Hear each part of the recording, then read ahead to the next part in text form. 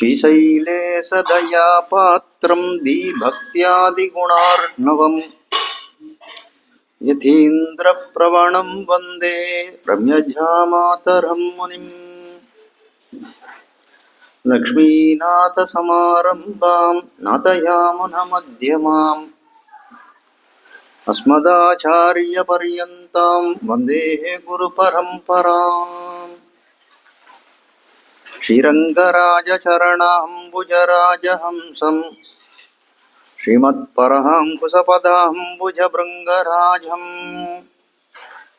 श्रीभट्टनाथपरकालमुखाब्जमित्रं श्रीवत्सचिन्नचरणं यतिराजमीढे श्रीशठारिगुरोर्दिव्यश्रीपादाब्जमधुव्रतम् श्रीमत्यतीन्द्रप्रवणं श्रीलोकाचार्यमुनिं भजे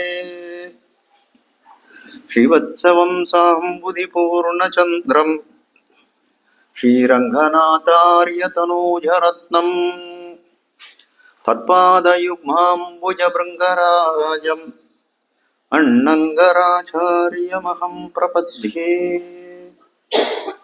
ஆழ்வாரெம்பெருமானார் திருவடிகளே சரணம்.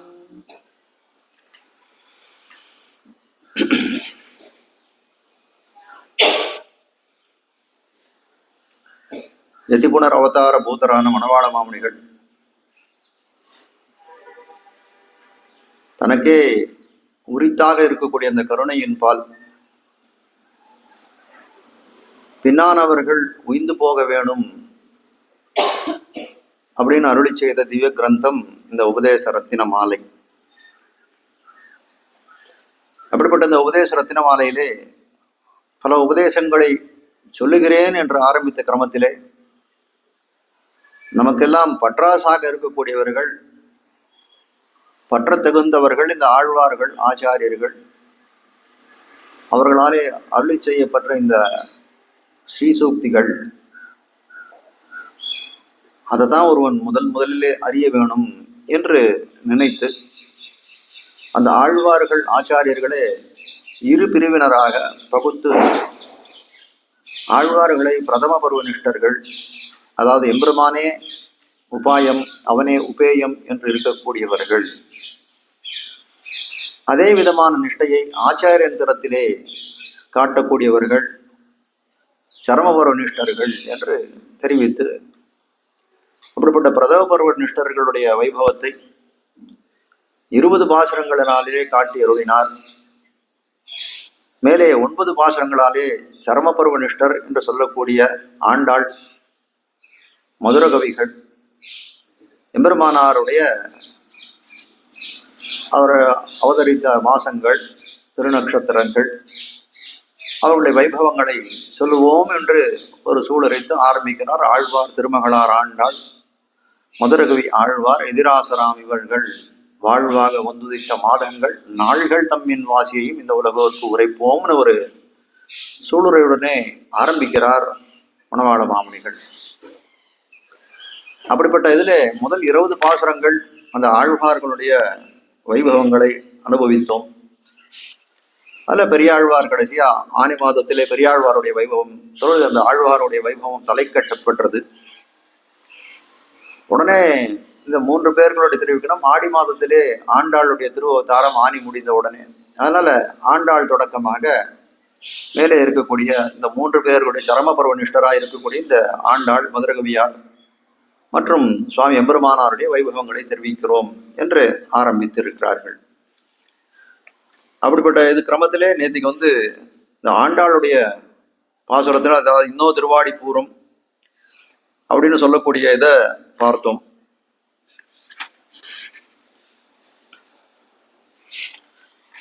அதுல இது வரைக்கும் தான், பிரதிபதம் வரைக்கும் தான் பார்த்தோம் இல்லையா? பதவுரை மட்டும்தான் பார்த்துருக்கோம்.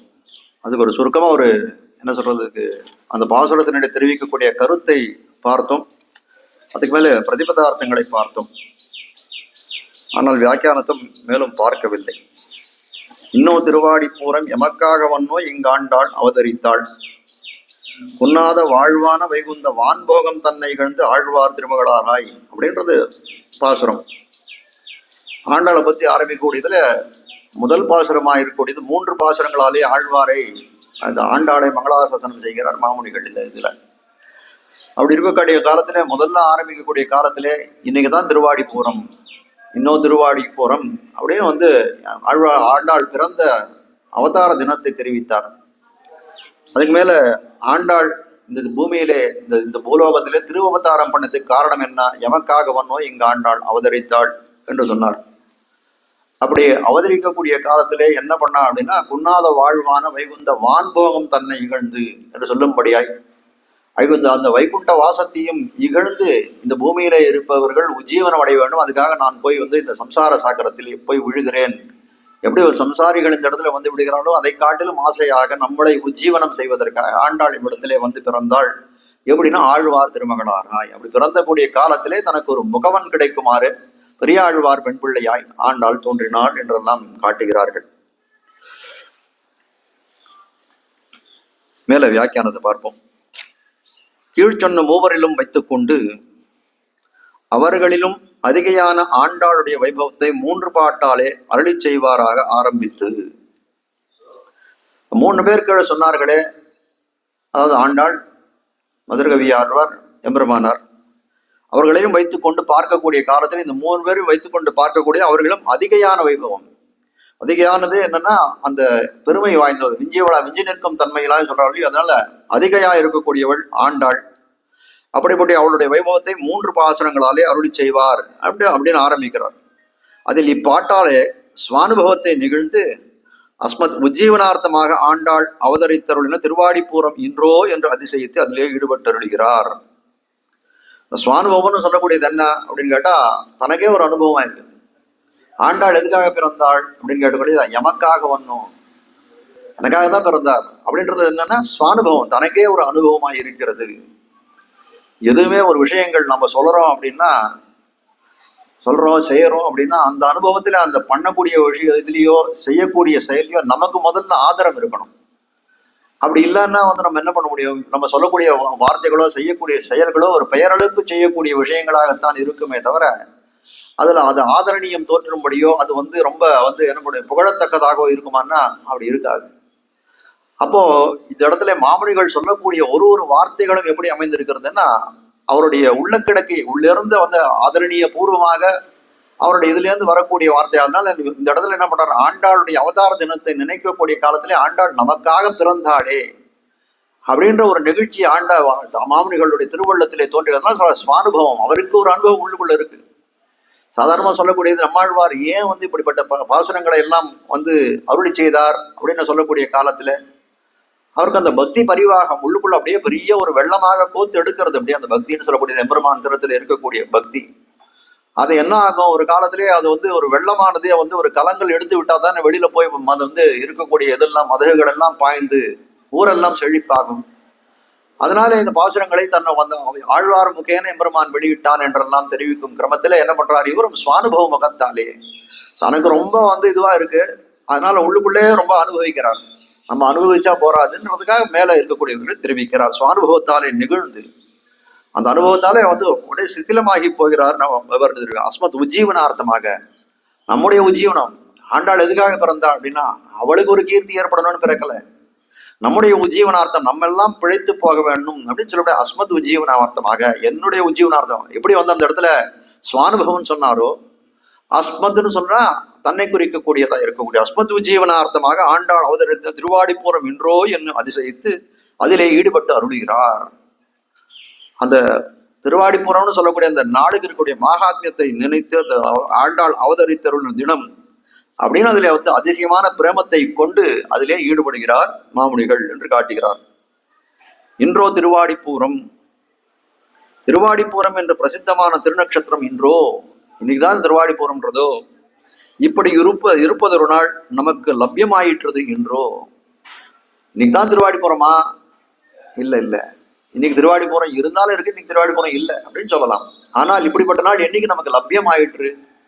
திருவாடிப்பூரத்தினுடைய பெருமையை நாம என்னைக்கு பேசுறோம்? 2025 ஜனவரி 1 அன்னைக்கு பேசுறோம். அன்னைக்குதான் திருவாடிப்பூரம். லப்யமாயிருந்தாலும் என்னைக்கு? அதனால என்னைக்கு ஆண்டாள் திருவதார தினம் என்னைக்கு வேணாலும் இருக்கட்டும், அந்த அனுபவம் நமக்கு என்னைக்கு கிடைக்கிறது, அதெல்லாம் அது அந்த தினமே வந்து திருவாடிப்புறமாகவும் கொள்ளலாம். இப்படி இப்படி இருப்பதனால் நமக்கு லபியமாயத்து இன்றோ. அதனால இன்னைக்கு திருவாடிப்புறம் கொள்ளலாம், ஒண்ணுது கிடையாது. அலபியமானது லபித்தால், அலபியம் அப்படின்னா கிடைக்கிறதுக்கு அரிதாக இருக்கக்கூடியது, அது லபித்தால், அது நமக்கு கிடைத்தால் அதுதான் ஈடுபாட்டுக்கு ஹேதுவாயிரே இருப்பது.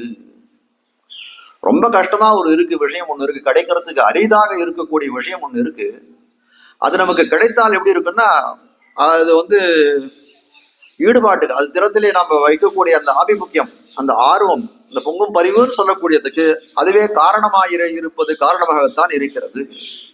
இல்லைன்னா எப்படி ஆகும், ஏதோ நிறைய வந்து திராட்சை பழத்தை வந்து எட்டி பார்த்துதான் எகிரி எகிரி குதிச்செல்லாம் கிடைக்கல, சீச்சி இந்த பழம் புளிக்கும் அப்படின்னு போயிடுத்து.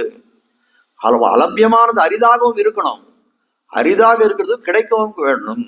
மோட்சம்னு சொல்லக்கூடிய பலன், அதுக்கு சதிருஷமான பலன், அதுக்கு துல்லியமான பலன் எதுவுமே கிடையாது என்று சொன்னாலும், அந்த மோட்சம் யாருக்குமே கிடைக்காது அப்படின்னு சொன்னா அது இல்லை. அதே மாதிரி எல்லாருக்கும் கிடைக்கும் அப்படின்னாலும் அதனுடைய பெருமை இருக்காது. சர்வமுக்தி பிரசங்கம்னு சொல்லக்கூடியது இந்த உலகத்துல இருக்கவருக்கு எல்லாருக்கும் மோட்சம் உண்டு அப்படின்னு சொன்னான்னா யாருமே என்ன பண்ணுவான், எதுவும் தான் பண்ண வேண்டிய அவசியம் இல்லை. இந்த இப்போ ஒரு காவல்துறைகளோ சட்டத்துறைகளோ இல்லை அப்படின்னா அந்த எப்படி இருக்கும் அது அப்படின்னு கேட்டா, அந்த ஊர்ல நீதி நியாயம் இருக்குமான்னா நியாயத்தோடு நடக்கணும்ன்றவர் நடப்பார்கள், அந்த நீதி நியாயத்தைப்படி நடக்க வேண்டான்றவர் நமக்கு தான் எந்த கட்டுக்காவலும் கிடையாது, அதை மீறி எதை வேணாலும் அதிக்கிரமம் பண்ணலாம், அக்கிரமம் பண்ணலாம் அப்படின்னு நினைக்கலாம். அப்போ இங்க காட்ட வந்த விஷயம் என்ன அப்படின்னு கேட்டா, அலபியமான அரிதாக கிடைப்பதற்கு அரிதாக இருக்கக்கூடிய விஷயம், அப்படிப்பட்ட வஸ்து நமக்கு கிடைத்தா என்ன இருக்கும்னா அது பேர்ல ஆபிமுக்கியம் நிறைவாக இருக்கும் என்று காட்டுகிறார். எமக்காக ஒன்னோ இங்கு ஆண்டாள் அவதரித்தாள், நமக்காக தான் இந்த இடத்துல ஆண்டாள் அவதரித்தாள் காட்டுகிறார்கள். எப்படி அப்படின்னு கேட்கிறார். பிரஜை கிணற்றிலே விழுந்தால் ஒக்க குதித்து எடுக்கும் தாயை போலே சம்சார மக்னரான நம்மை எடுக்கைக்காக வந்தோ. அதாவது நமக்காக இங்க பிறந்தாள் அப்படின்னா ஏன் நமக்காக பிறக்கணும் அப்படின்னு கேட்டா, இந்த சம்சார மண்டலம்னு சொல்றது ரொம்ப கொடியதாக இருக்கிறது. அந்த இந்திரியங்களோட இது, அந்த விஷயாந்தரங்களோட இது ஒரு வரையிலும் ரொம்ப வந்து பாடுபடுத்தக்கூடியதாக இருக்கிறது. அதனால என்ன பண்றாள், இந்த சம்சாரம்னு சொல்லக்கூடிய இருள் தரமாகியாலும் அஞ்ஞானமே வந்து சூழ்ந்திருக்கக்கூடியது, எல்லாம் வந்து தாமச குணத்துக்கும் ரஜோகுணத்துக்கும் மேலீட்டாலே வந்து ஒரு பக்கம் நம்ம இழுக்கப்படுகிறோம். அப்படி இருக்கக்கூடிய காலத்திலே இந்த உலகத்திலே இருக்கக்கூடிய பிறவியை இகழ்த்துரைக்கிறார்கள் ஆழ்வார்கள், ஆச்சாரியர்கள் அனைவருமே. ஆனால் அப்படிப்பட்ட உலகத்திலே ஆண்டாள் வந்து பிறந்தாள், எமக்காக வந்தோம் இங்கு பிறந்தாள் அப்படின்னு சொன்னா என்ன காரணம் அப்படின்னு கேட்டா, நம்ம போல இருக்கக்கூடிய அவள் லோக ஜனனியாய் எல்லாருக்கும் மாதாவாக இருக்கக்கூடியவள் ஆண்டாள், இந்த சர்வலோகத்துக்கும் அன்னையாக இருக்கக்கூடியவள் என்ன நினைக்கிறாள், அவளுடைய குழந்தைகள் கணத்துல விழுந்தா என்ன பண்ணுவா, ஒரு அம்மா வேலை பார்த்துட்டு இருக்கா, ஒரு குழந்தைய விளையாட விட்டுட்டு அந்த சமயத்தை அந்த பண்றது, அந்த குழந்தை என்ன பண்றது, கொஞ்சம் துருன்னு இருக்கு, நேரம் போய் கணத்துல விழுந்து விடுத்துனா என்ன பண்ணுவா அப்படின்னா தானே குதித்து அந்த குழந்தையை காப்பாற்றுவாள். அது போலதான் இந்த இடத்துல தெரிவிக்கிறாள். பிரஜை கிணற்றிலே விழுந்தால் ஒக்க குதித்து எடுக்கும் தாயை போலே, எப்படி அந்த எடுக்கிறாள் அந்த குழந்தை காப்பாற்றக்கூடிய தாயை போலே சம்சார மக்னரான நம்மை எடுக்கைக்காக ஒன்னும் எமக்காக ஒன்னும் பிறந்தாள் அப்படின்னா அர்த்தம் என்னன்னா, நாமெல்லாம் இந்த சம்சாரமாகிற பெருங்கடலிலே விழுந்து நோவுபட எப்படி இருக்கும், ஈஸ்வரனையும் மறந்து ஈஸ்வர கைங்கரியத்தையும் இழந்தோம் என்ற எழுவன்றிக்கே இருக்கிறோம். நம்ம எந்த காலத்துல உஜ்ஜீவனம் அடைகிறது அப்படின்னு கேட்டா, இந்த மாதிரி ஒருத்தர் சம்சார மக்னராக இருக்கக்கூடிய அந்த சம்சாரத்திலே கால் தாழ்ந்து இருக்கக்கூடிய நம்மை ஒருவர் வந்து கைப்பிடித்து தூக்கி விட வேண்டுமே, அதற்காகத்தான் ஆண்டாள் இவ்வுலகத்திலே பிறந்தாள், அவதாரம் செய்தாள். மக்னரா நம்மை எடுக்கைக்காக ஒன்னும் சர்வலோக ஜனனி, இந்த உலகத்துக்கெல்லாம் மாதாவாக அன்னையாக இருக்கக்கூடியவள் தான் இவ்வூதியில வந்து அவதரித்து ஒழித்து நம்ம எல்லாம் உத்தரணம் பண்ணணும், நம்மளெல்லாம் மேல தூக்கி விடணும். இந்த சம்சாரமாகிற கடல்ல இருந்து, இந்த கூப்பம்னு இந்த இடத்துல தெரிவிக்கிறா, கிணறுன்னு தெரிவிக்கிறா, சம்சாரம் கடல்னு சொல்லலாம். ரெண்டுத்தையும் விஷயம் ஒண்ணுதான், காட்ட வந்து சம்சாரம்னு சொல்லக்கூடியதுதான், அது கடல்னு வச்சுக்கலாம், கிணறுன்னு வச்சுக்கலாம், ரெண்டுமே வந்து எழுதுகிறது கஷ்டம். கூப்பத்தில் விழும் குழவியுடன் குதித்து அவ்வாபத்தை நீக்கும் வந்த அன்னையை போல், மேல ஒரு பிரமாணத்தை உதாரணம் விஷயம் ஒண்ணுதான். ஆர்த்தி பிரபந்தத்துல இதே விஷயத்தை மாமுனிகள் தெரிவிக்கிறார். கூபத்தில் வீழும் குழவியுடன் குதித்து அவ்வாபத்தை நீக்கும் அந்த அன்னையை போல் என்றும், கூப அந்தர்முக்த புத்திரம் பதிதம் அனுபதன் மாத்திருவத்து, அதே ஒரு சம்ஸ்கிருத பிரமாணத்தை எடுத்து காட்டுற மேல, கூப்பத்திலே பதித்தம், இந்த கூப்பத்தின்னு சொல்லக்கூடிய இந்த கணத்திலே விழுந்தவனை எப்படி வந்து மாத்திருவத்து தாயானவள் எப்படி இது பண்றாள் என்றும் சொல்லுகிறபடியே, ஞானாதிகரான இவரும், இந்த ஞானாதிகர்னு சொல்லக்கூடியது மாமுனிகளை தெரிவிக்கிறார்.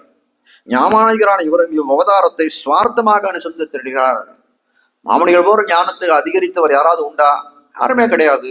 அப்படிப்பட்டவர் என்ன பண்றாருன்னா, இவரும் அப்படிப்பட்ட ஞானாதிகராக இருக்கக்கூடிய மாமணிகளும் இந்த அவதாரத்தை, ஆண்டாளுடைய அவதாரத்தை சுவார்த்தமாக அனுபவிக்கிறார்.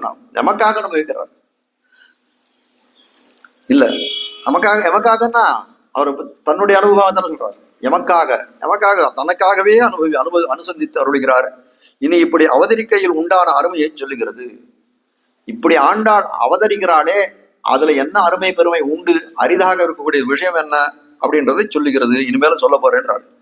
குன்னாத இத்தியாதியால், குன்னாதன்னு சொல்லக்கூடிய குன்னாத வாழ்வான வைகுந்தவான் போகம் தன்னை இகழ்ந்து அப்படின்னு சொல்லக்கூடிய வாக்கியங்களாலே அந்த பெருமை, ஆண்டாள் அவதாரம் செய்தாலே அதுக்கு அருமை என்ன, அதுல அரிதாக இருக்கக்கூடிய விஷயம் என்ன அப்படின்னு சொல்ல வருகிறேன். அல்லாதாருடைய போகங்களை போலே ஷழிக்கை அன்றிக்கே. அதாவது ஷழிக்கை அப்படின்னா அழிந்து போறது, நித்தியமா இல்லாது. அத சொல்றாரு. அக்ஷயம் அப்படின்னா அழிவற்று இருக்கிறது, க்ஷயம் அப்படின்னா குறைஞ்சு போறது. அல்லாதாருடைய போகங்களை போலே.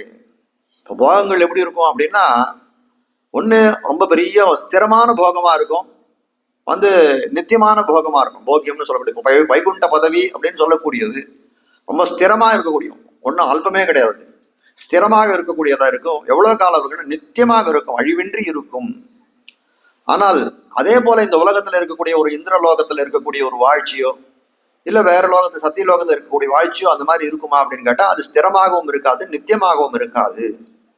அதே போல அந்த அல்லாதாருடைய போகங்கள்னா வைகுண்டத்துக்கு சதுரசமாக இல்லாத இருக்கக்கூடிய சுத்திரமான போகங்கள், தாழ்ந்த போகங்களை போல க்ஷயிக்கை அன்றிக்கே.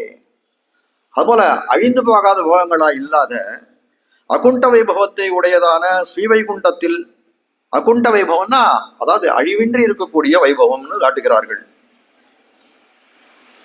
நித்தியமாக இருக்கக்கூடிய வைபவம் அகுண்ட வைபவத்தை உடைய ஸ்ரீவைகுண்டத்தில் நிரவதிக பகவத் அனுபவம் எல்லாம் நித்தியமா இருக்கு. இப்போ கைவல்யம் கூட எப்படி இருக்குன்னா நித்தியமாக தான் இருக்கு. அவ்விடத்துல போனவன் திரும்பி வரதில்லை, மீட்சியின்றி வைகுந்தமானகன்னு சொல்ற மாதிரி அந்த கைவல்யத்துக்கு போனவனுக்கு எப்படி இருக்கு, அவனுக்கு நிரவதிகமான இது இருக்கு. ஆனா பகவத் அனுபவம் இருக்கா அப்படின்னா இல்ல, நிரவதிக பகவத் அனுபவம், குறைவின்றி அவனுக்கு பகவத் அனுபவம் இவ்விடத்திலே கிடைக்கிறது. அப்படிப்பட்ட மகாபோகம், ரொம்ப பெரிய போகம் அந்த இடத்துல. வைகுண்ட போகத்துக்கு இது பண்ணும்போது எதுவுமே போகம் இல்லை என்று தெரிவிக்கும் அளவுக்கு ரொம்ப சிறந்த அனுபவமா இருக்கக்கூடியது.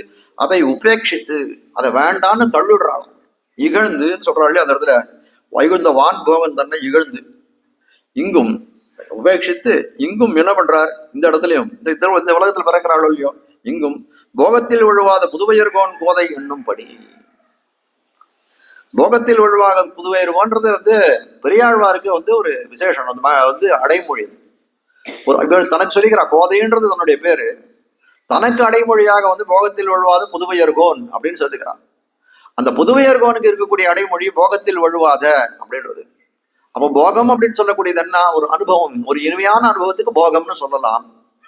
அப்போ புதுவையர்கோன்னு சொல்லக்கூடிய பெரியாழ்வாருக்கு என்ன போகம் அப்படின்னா கிருஷ்ணானுபவமே அவருக்கு போகமாய் கொண்டவர். அப்படிப்பட்ட போகத்தை கொண்டவராக இருக்கக்கூடிய கிருஷ்ணானுபவமாகிய போக்கியத்தை அனுபவிக்கக்கூடியவராக பெரியாழ்வார். அவர் தன் மகளான கோதை, போகத்தில் விழுவாத புதுவையர்கோன் கோதை. இந்த இடத்துல ஆழ்வார் திருமகளாராய்னு சொல்றாரோ இல்லையோ, அதுக்கு இந்த இடத்துல இந்த அன்வயம் பண்றதுக்காக என்ன பண்றார், அந்த வைகுந்தவான் போகன் தன்னை உபேட்சித்தார். ஆனால் எப்படி பண்ண, ஆழ்வார் திருமகளாராய் இவ்விடத்திலே அவதாரம் செய்தார் அப்படின்றத காட்டுவதற்காக இந்த வார்த்தை இந்த இடத்துல, இந்த வாக்கியத்தை இந்த இடத்துல தெரிவிக்கிறார். போகத்தில் விழுவாத புதுவையர்கோன் கோதை என்னும்படி ஆழ்வார் திருமகளாராய் அவதரித்தது. அதனால வைகுண்ட வான் போகம் தன்னை இகழ்ந்தார். ரொம்ப பெரிய போகமா இருக்கக்கூடியது இகழ்ந்தாள். ஆனா இந்த உலகம்னு இருக்கக்கூடியது அதை காட்டுல பார்க்கும் போது அனுபவம் கம்மி. ஆனால் இங்க இருக்கக்கூடிய இந்த அவளுடைய குழந்தைகளா இருக்கக்கூடிய நம்மை போன்றவர்களை காப்பாற்ற வேணுன்ற பெரும் பங்கு அவளுக்கு இருக்கு அதுல, காப்பாற்றக்கூடியதுல. அதனால அதை நம்ம பண்ணணும் அப்படின்றதுக்காக பெரியாழ்வார் பெண்பிள்ளையாய் அவதாரம் செய்கிறாள். ராஜமகிழ்ச்சியானவள் ராஜாவினுடைய பூம்படுக்கையை கார்க்கடை கொண்டு பிரஜையினுடைய தொட்டிலை கட்டி கொண்டு கிடந்து நோக்குமா போலே ஆய்த்து இவளும் நித்திய விபூதியிலே நிரதிசை ஆனந்தத்தை நெகிழ்ந்து. ஒரு ராஜமகிழ்ச்சிகளுடைய ராணியா இருக்கக்கூடியவள் என்ன பண்றா, ராஜா ரொம்ப பெரிய அம்சத்தூளிக்கா மஞ்சம்னு சொல்லக்கூடிய ரொம்ப அழகான ஒரு படுக்கை, எல்லா விதமான சுகங்களையும் கொடுக்கக்கூடியதாய் படுக்கை, மெத்தன்ன பஞ்சசயனம்னு சொல்றாரு ஆண்டாள். அதை போல இருக்கக்கூடிய ஒரு பூம்படுக்கை, அதை என்ன பண்றாரு, கார்க்கடை கொண்டு அதை வேண்டான்னு வந்து விரும்பாத தள்ளி விட்டுட்டு பிரஜையினுடைய தொட்டிலை கட்டி கொண்டு கிடக்குமா போலே, கிடந்து நோக்குமா போலே என்ன பண்றாள், ராஜான்னு சொல்லக்கூடிய அவன் பர்த்தாவா கணவனாக இருக்கக்கூடியவன், அவனுடைய வந்து அவனோட இருக்கக்கூடிய அந்த அந்த நல்ல மஞ்சத்தை விட்டாள், மம்சத்தை விட்டாள், அந்த கட்டிலை விட்டாள். எதை பிடிச்சு கொண்டாள் அப்படின்னா, பிரஜை எந்த இடத்துல இருக்கிறானோ அவனை காப்பதற்காக அவனை தொட்டிலை கட்டி கொண்டு இருக்கிறாள்.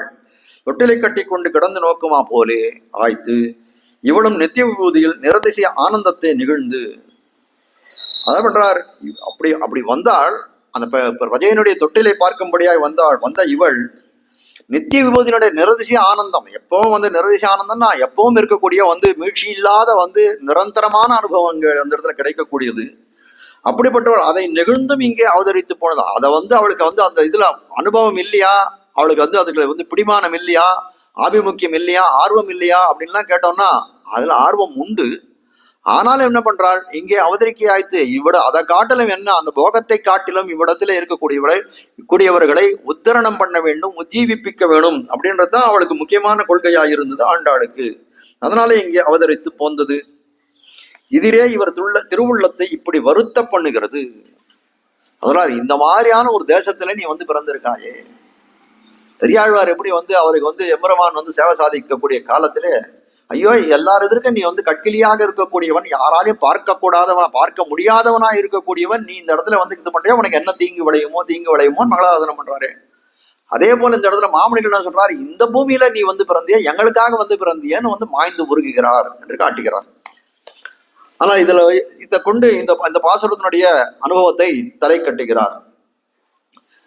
மேலே அடுத்த பாசுரம், பெரியாழ்வார் பெண் பிள்ளையாய் ஆண்டாள் பிறந்த திருவாடிப்பூரத்தின் சீர்மை ஒரு நாளை கொண்டோ மனமே உணர்ந்து பார், ஆண்டாளுக்குண்டாகில் ஒப்பிதற்கும் உண்டு.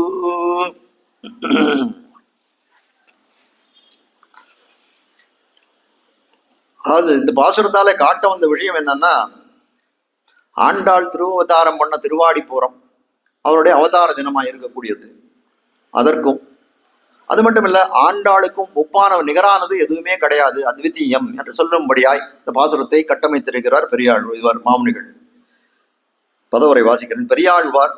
பெரியாழ்வாருடைய பெண் பிள்ளையாய் திருக்குமாரத்தியாக ஆண்டாள் சூடி கொடுத்த நாய்ச்சியார் பிறந்த அவதரித்தருளின திருவாடிப்பூரத்தின் அழகிய ஆடி மாதத்தின் பூர நட்சத்திரின் சீர்மை வைபவம் ஒரு நாளைக்கு வேறொரு தினத்துக்கு உண்டோ, மனமே உணர்ந்து பார், விசாரித்து கண்டுகொள்.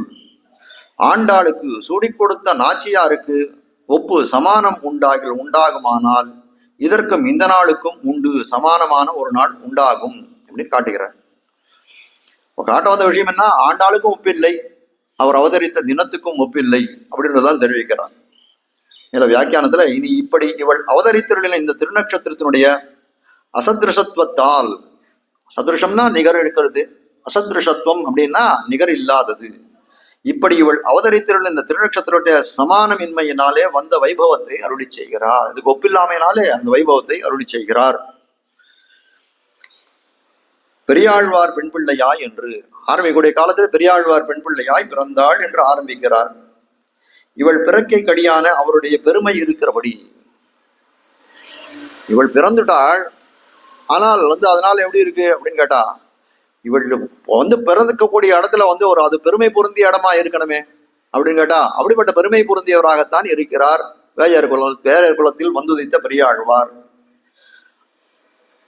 திருமாலை கட்டுகையே தொழிலாக இருக்கிற இவர், அதாவது புஷ்ப கைங்கரியமே எம்பெருமானுக்கு பண்ணக்கூடியவராக இருக்கக்கூடியவள், திருத்துழாய் அடியிலே அவதரித்த இவளை எடுத்து கொண்டு போய் அந்த திருத்துழாய் வனத்தை தான் கொஞ்சம் செப்பனிடணும்னு பார்க்கக்கூடிய காலத்திலே, அந்த களைகளை கொத்தக்கூடிய காலத்திலே ஆண்டாளே அந்த பூமியிலே கண்டெடுக்கிறார். கொண்டு போய் தம் தேவிகள் கையிலே காட்டி கொடுக்க, இப்படி ஒரு சிசு நமக்கு கிடைச்சதே எவ்வளவு பெரிய பாக்கியம் அப்படின்னு கொண்டு போய் கொடுக்கிறார்.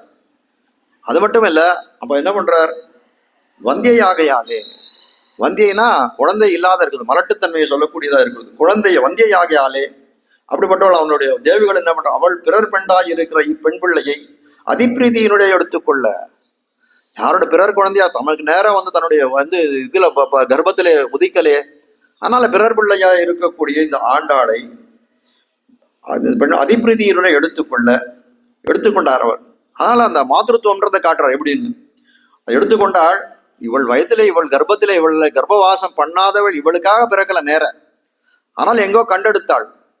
இவளும் மந்தியா இருக்கா, இவளுக்கும் குழந்தைகள் கிடையாது. அந்த குழந்தைகளை அதை கொடுத்த உடனே இயற்கையான ஒரு அந்த என்ன சொல்றது, மாத்ருவத் பாசம்னு சொல்லக்கூடியது, அந்த அன்னையை போல பாசம் அவளுக்கு தோன்றியது. அதன் காரணமாக என்ன பண்றாள், அப்போது வனமுலைகள் சோர்ந்து பாய் என்று முடிகிற ஸ்தன்யம் பிரவகித்தது.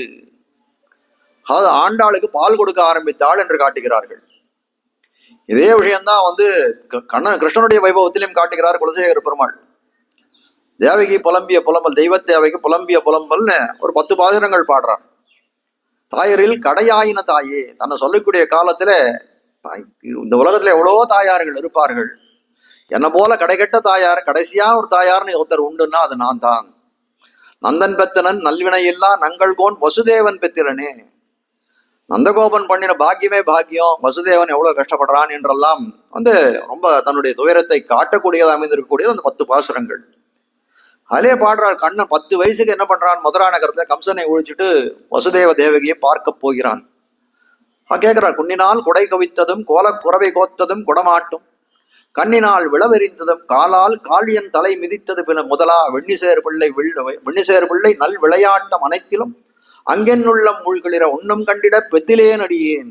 எவ்வளோ வைபவங்கள் நீ பண்ணிருக்க. கோவர்தனத்தை உத்தரணம் பண்ணான்னு சொல்றாள். இவ்வளவு பெரியவனே. குன்னினால் குடை கவித்ததும் குறவை கோத்துண்டா ராசக்கிரீடை பண்ணியாமே ஆயர் பண்டிகளோடு குறவை கோத்ததும் குறவை கோத்ததும் குடமாட்டும் குடக்கூத்தாடினாமே விதவிதமா. அப்படிலாம் பண்ணக்கூடிய வைபவத்தை நான் ஒன்னும் கண்டிலேனே. காணுமாறினி உண்டனில் அருளே. இனிமேல்ட்டு என்னால பார்க்க முடியுமா என்று கேட்கக்கூடிய காலத்தில் எல்லாத்தையும் பெருமான் காட்டினான். அப்படிப்பட்ட அந்த அனுபவத்தாலே என்ன ஆச்சுன்னா, தேவகியும் அந்த காலத்திலே கண்ணனுக்கு பார்த்து அவள் ஸ்தன்யபானம் பண்ணான் அவள் இடத்திலே என்று காட்டுகிறாள். 10 வயசுக்கு போய் ஒரு குழந்தை போய் அம்மா இடத்துல என்ன இருந்தாலும் அம்மா தானே, மாத்ருவத்தை அந்த அவளுடைய கடமையை, தாயரில் கடையாயின தாயன்னு சொன்னவள், அவளுடைய அந்த குறையை போக்க வேண்டுமேன்னு அப்போ அவளிடத்தை ஸ்தன்யபானம் பண்ணான் கண்ணனின் பெருமான் என்று காட்டுகிறார். அது போல இந்த இடத்துலையும் ஆண்டாள் தன் பிள்ளையாக இந்த பெரியாழ்வாருடைய தேவிகள் தனக்கு நேரே பிறந்த குழந்தை இல்லாவிட்டாலும் அந்த குழந்தையின் எடுக்கக்கூடிய வாஞ்சையினாலே ஒரு ஸ்தன்யபானத்தை அதற்கு கொடுத்தாள் என்று காட்டுகிறார்கள். ஈன்ற தாய்மார்க்கரே சுதாதிகள் சன்னிதானத்திலே இரக்கம் பிறந்து இப்படியாவது சொல்றாரு. ஸ்தன்யபானம் பண்ணான்னு சொல்றாளே, அது எப்படி ஏற்படும், யாருக்கு அந்த மாதிரி ஏற்படும்னா, ஈன்ற தாய்க்கிறே. ஈன்ற தாய்னா தன்னுடைய கர்ப்பத்திலே சுமந்து பெற்றெடுத்த தாய்களுக்கு தான் ஸ்வசுதாதிகள், அவர்களுடைய குழந்தைகள் திறத்திலே ஸ்தன்யம் சன்னிதானத்தில் இரக்கம் பிறந்து இப்படியாவது. அந்த இரக்கத்தினாலே பால் சுரக்கும். ஆனால் இப்படி பார்க்கக்கூடிய காலத்தில் இந்த இடத்துல அப்படி இல்லையே. ஆகையால் பெண் பிள்ளையாய் அவதரித்த மெய்ப்பாடு இருக்கிறபடி, அதாவது என்னன்னா, இவள் பெண் பிள்ளையாய் பிறந்தால் அவளும் பெண் பிள்ளையாய் பிறந்திருக்காள் இவளுடைய அந்த பெரியாழ்வாரோட தேவிகள். அவன் 2 பேரும் பெண் பிள்ளையாய் இருக்கிறாள். இவளுக்கு அந்த இரக்கம் காருண்யம், அந்த பெண் ஸ்திரீகளுக்கே இருக்கக்கூடிய என்ன சொல்றது, காருண்யம்னு சொல்லக்கூடியது, அதன் அடியாக அந்த குழந்தையுடைய வாஞ்சை ஏற்பட்டது. அதனால அந்த குழந்தைக்கு ஸ்தன்யபானத்தை பண்ணி வைத்தாள் என்று காட்டும்படியாக அமைந்திருக்கிறது. ஆண்டாள் பிறந்தவளுடைய பெருமை இதுவாவதே, பிறந்தவளுடைய பெருமை இதுதான் அப்படின்னு ஆரம்பிக்க வர மேலே, உலகுடை நாச்சியார் உலகத்திலே அவதரித்தது. உலகுடை நாச்சியார் ஆண்டாள் எப்படிப்பட்டவள் அப்படின்னு கேட்டா, இந்த உலகத்தை உடைய நாச்சியார் தெரிவிக்கிறார். எப்படின்னா 2 விதமாக சொல்லலாம். ஒண்ணு பூமி பிராட்டி, அதனால இந்த பூலோகம் மொத்தம் அவளை சேர்ந்ததாக இருக்கக்கூடியது, அதனால உலகுடை நாச்சியார். அது மட்டும் இல்ல, அவளுக்கு ஆண்டான்ற பேரு. கண்ணன் பெருமானே பலாத்காரத்தாலே பூமாலையாலே விளங்கிட்டவள், அதனால என்ன பேருனா ஆண்டாள். எம்பெருமானையே ஆண்டவள், அதனால ஆண்டாள் அப்படின்ற திருநாமமும் அவருக்கு இருக்கிறதுனால உலகுடை நாச்சியார். எம்பெருமானையே கட்டி நியமனம் பண்ணக்கூடியவள்னா அவள் எப்படிப்பட்டவள்னா, அவனே எம்பெருமானே நியமனம் பண்ணக்கூடிய அவனை காட்டிலும் பெரியவள்னு சொல்லும்படியா இருக்கக்கூடியவள். அதனால இந்த உலகமே ஜெகத்தாவை எம்பெருமான் தானே சொல்றானே, பகுஷ்யாம் பிரஜா பிரஜாயந்தே, இந்த உலகமே இந்த ஜெகத்தே நானாக இருக்க போகிறேன்னு தன் சுட்டியே பண்ணுகிறான். அப்படி இருக்கக்கூடிய காலத்துல அந்த ஜெகத்தாக இருக்கக்கூடிய எம்பெருமானையே தன்னுடைய இந்த பூமாலையாலே கட்டினவள். அதனால இவள் உலகுடை நாச்சியார் அப்படின்னு சொன்னோம்னா, இந்த ஜெகத்தை உடையவள்ன்றதும் எந்த விதமான சந்தேகமும் கிடையாது. ஆண்டாள் பிறந்த நானும் பிறந்தமை பொய்யன்றே என்று இவள் பேச்சிருப்பது. அதாவது ஆண்டாள் என்ன பண்றான்னா, எம்பெருமானை நினைச்சு இது பண்ணணும் அப்படின்னு சொல்லிட்டு வரிசையா பல பாடல்களை பாசுரங்களை பாடின்னு வரான் நாச்சியார் திருமொழிகள். முல்லை பிராட்டி நீ உன் முறுவல்கள் கொண்டு எம்மை அல்லல் விளைவியேல் ஆழினங்காய் உன் அடைக்கலம் கொல்லையறக்கிய மூக்கறிந்திட்ட குமரனார் சொல்லும் பொய்யானால் நானும் பிறந்தமை பொய்யன்னே அப்படின்னு ஒரு பாசுரத்தை பாடுகிறான். அததான் இந்த இடத்துல நானும் பிறந்தமை பொய்யன்றே என்று இவள் பேச்சிருப்பது அப்படின்னு காட்டுகிறார்கள். அதாவது இதுல காட்ட வந்த விஷயம் என்ன அப்படின்னா, முதல் 2 அடிகளாலே எம்பெருமானை பிரிந்து ஒரு துக்கத்துல இருக்கிறார். அந்த முல்லைப்பூக்கள் எல்லாம் பூத்திருக்கு. முல்லை பிராட்டி நீ உன் முறுவல்கள் கொண்டு அதனுடைய அந்த பூத்திருக்கக்கூடிய புஷ்பத்தை பார்த்த உடனே இவளுக்கு என்ன தோன்றதா, எம்பெருமானுடைய புன்சரிப்பு ஞாபகத்தோட முல்லை பிராட்டி நீ உன் முறுவல்கள் கொண்டு எம்மை அல்லல் விளைவியேல், எனக்கு இந்த மாதிரி உன்னை பார்க்கச்சே எனக்கு எம்பெருமானுடைய புன்முறுவல் தோன்றுகிறது. அவனை விட்டு ஏற்கனவே நான் பிரிந்திருக்கிறேன், அந்த துக்கத்தை இன்னும் ஜாஸ்தியாருது. எம்மை அல்லல் விளைவியேல் ஆழினங்கா உன்னிடத்துல அடைக்கலம் புகின்றேன். கொள்ளை இறக்கி அது மேல சொல்றாரு, மேல் 2வது அடியா கொள்ளை இறக்கிய மூக்கறிந்துட்ட குமரனார் சொல்லும் பொய்யானால். கொள்ளை இறக்கிய மூக்கறிந்தவர் யாரு? ராமன் தான். சூர்பனகைன்னு சொல்லக்கூடிய அந்த ராட்சசனுடைய மூக்கை அறிந்தவர் ராமன் தான். கொள்ளை இறக்கிய மூக்கறிந்துட்ட குமரனார் சொல், அப்படிப்பட்ட அவர் சொன்ன சொல் என்ன அப்படின்னா ராமனுடைய சர்ம ஸ்லோகம். அப்படிப்பட்ட ஸ்லோகத்துல என்ன சொல்றார், மித்திரபாவேன சம்பிராப்தம் ந தியஜேயம் கதஞ்சன. மித்திரபாவேன என்னிடத்துல வரக்கூடிய சரண் என்று வரக்கூடியவன், மித்திரன்னு சொல்லக்கூடியவர், நண்பன்னு சொல்லக்கூடிய பாவனையில வந்தா போதும். நண்பனாக வர வேண்டியவன் அப்படின்ற அவசியம் இல்லை. மித்திரபாவம்னு சொல்லக்கூடிய அந்த ஒரு பாவனா பிரகர்ஷத்தோட வந்தால் போதும். அவன் உள்ளதுல என்ன வேணா நினைச்சுக்கிட்டோம், அவன் பாவனையில மித்திரன்னு சொல்லக்கூடிய இதுவா வந்தால் போதும். அவனை நான் கைவிட மாட்டேன். நத்தியஜேயம் கதஞ்சன, எப்பொழுதும் நான் கைவிட மாட்டேன் அப்படின்னு தெரிவிக்கிறான். அப்போ சொல்றார், அந்த சொல் பொய்யாகுமா? என்னுடைய ஏதத் விரதம்மமா, என்னுடைய விரதம் இதுன்னு எம்பெருமான் சொல்றான். உடனே அவன் சொல்லக்கூடியவன் யாரு? ராமன் தான். ஏலாப்பொய்கள் உரைப்பானே சொல்ல முடியாது, கண்ணனும் சொல்லலை. கண்ணன் சொல்லதே சர்ம ஸ்லோகத்தையே தள்ள முடியாது, கார்க்கடை கொள்ள முடியாதுன்னு இருக்கும்போது ராமன் சொல்லக்கூடியதை என்ன பண்ண முடியும்? தள்ளிவிட முடியுமா? நான் தள்ளிவிடவே முடியாது. ராமோ திருநா விபாஷத்தை அனுத்தம் நோக்த பூர்வமே, எனக்கு இது வரைக்கும் பொய் சொல்லியே தெரியாதுன்றான் ராமன். அப்படி இருக்கக்கூடிய காலத்திலே அதை என்ன பண்ண முடியும்? அவர் சொல் பொய்யாகுமா? பொய்யாகாது. அப்ப நானும் பிறந்தமை பொய்யன்றே. ஆனால் இந்த இடத்துல என்ன சாதாரணமா சாமான்யமா சொல்லக்கூடிய அர்த்தங்கள் எப்படி இருக்குன்னா, அவர் சொல் பொய்யானாலும் பொய்யாகும், நான் பிறந்தது பொய்யாகாது அப்படின்னு சொல்லுவா. அந்த அர்த்தம் பெரியவாச்சன் அந்த அர்த்தத்தை காட்டல. அதுதான் விஷயம். அந்த இடத்துல அவருடைய சொல் பொய்யே ஆகாது, என்னுடைய ஆச்சாரிய சம்பந்தத்தினால என்னுடையதும் பொய்யாகாது அப்படின்றதான் இந்த இடத்துல அவர் காட்டக்கூடிய அர்த்தமாக இருக்கிறது. நானும் பிறந்தமை பொய்யன்றே என்று ஒரே பேச்சு இருப்பது. அப்படிப்பட்ட இது சக்கரவர்த்தி திருமகனுடைய வாசகம் எப்படி மெய்யான வாசகமோ அதை போல பிறப்பு விழுது என்று காட்டும்படியாக அது துல்லியமாக. பெற்றவர்களும் பிறந்தவர்களும் என்ன பண்றா, மேபிதா மேசுதா என்னுமா போலே.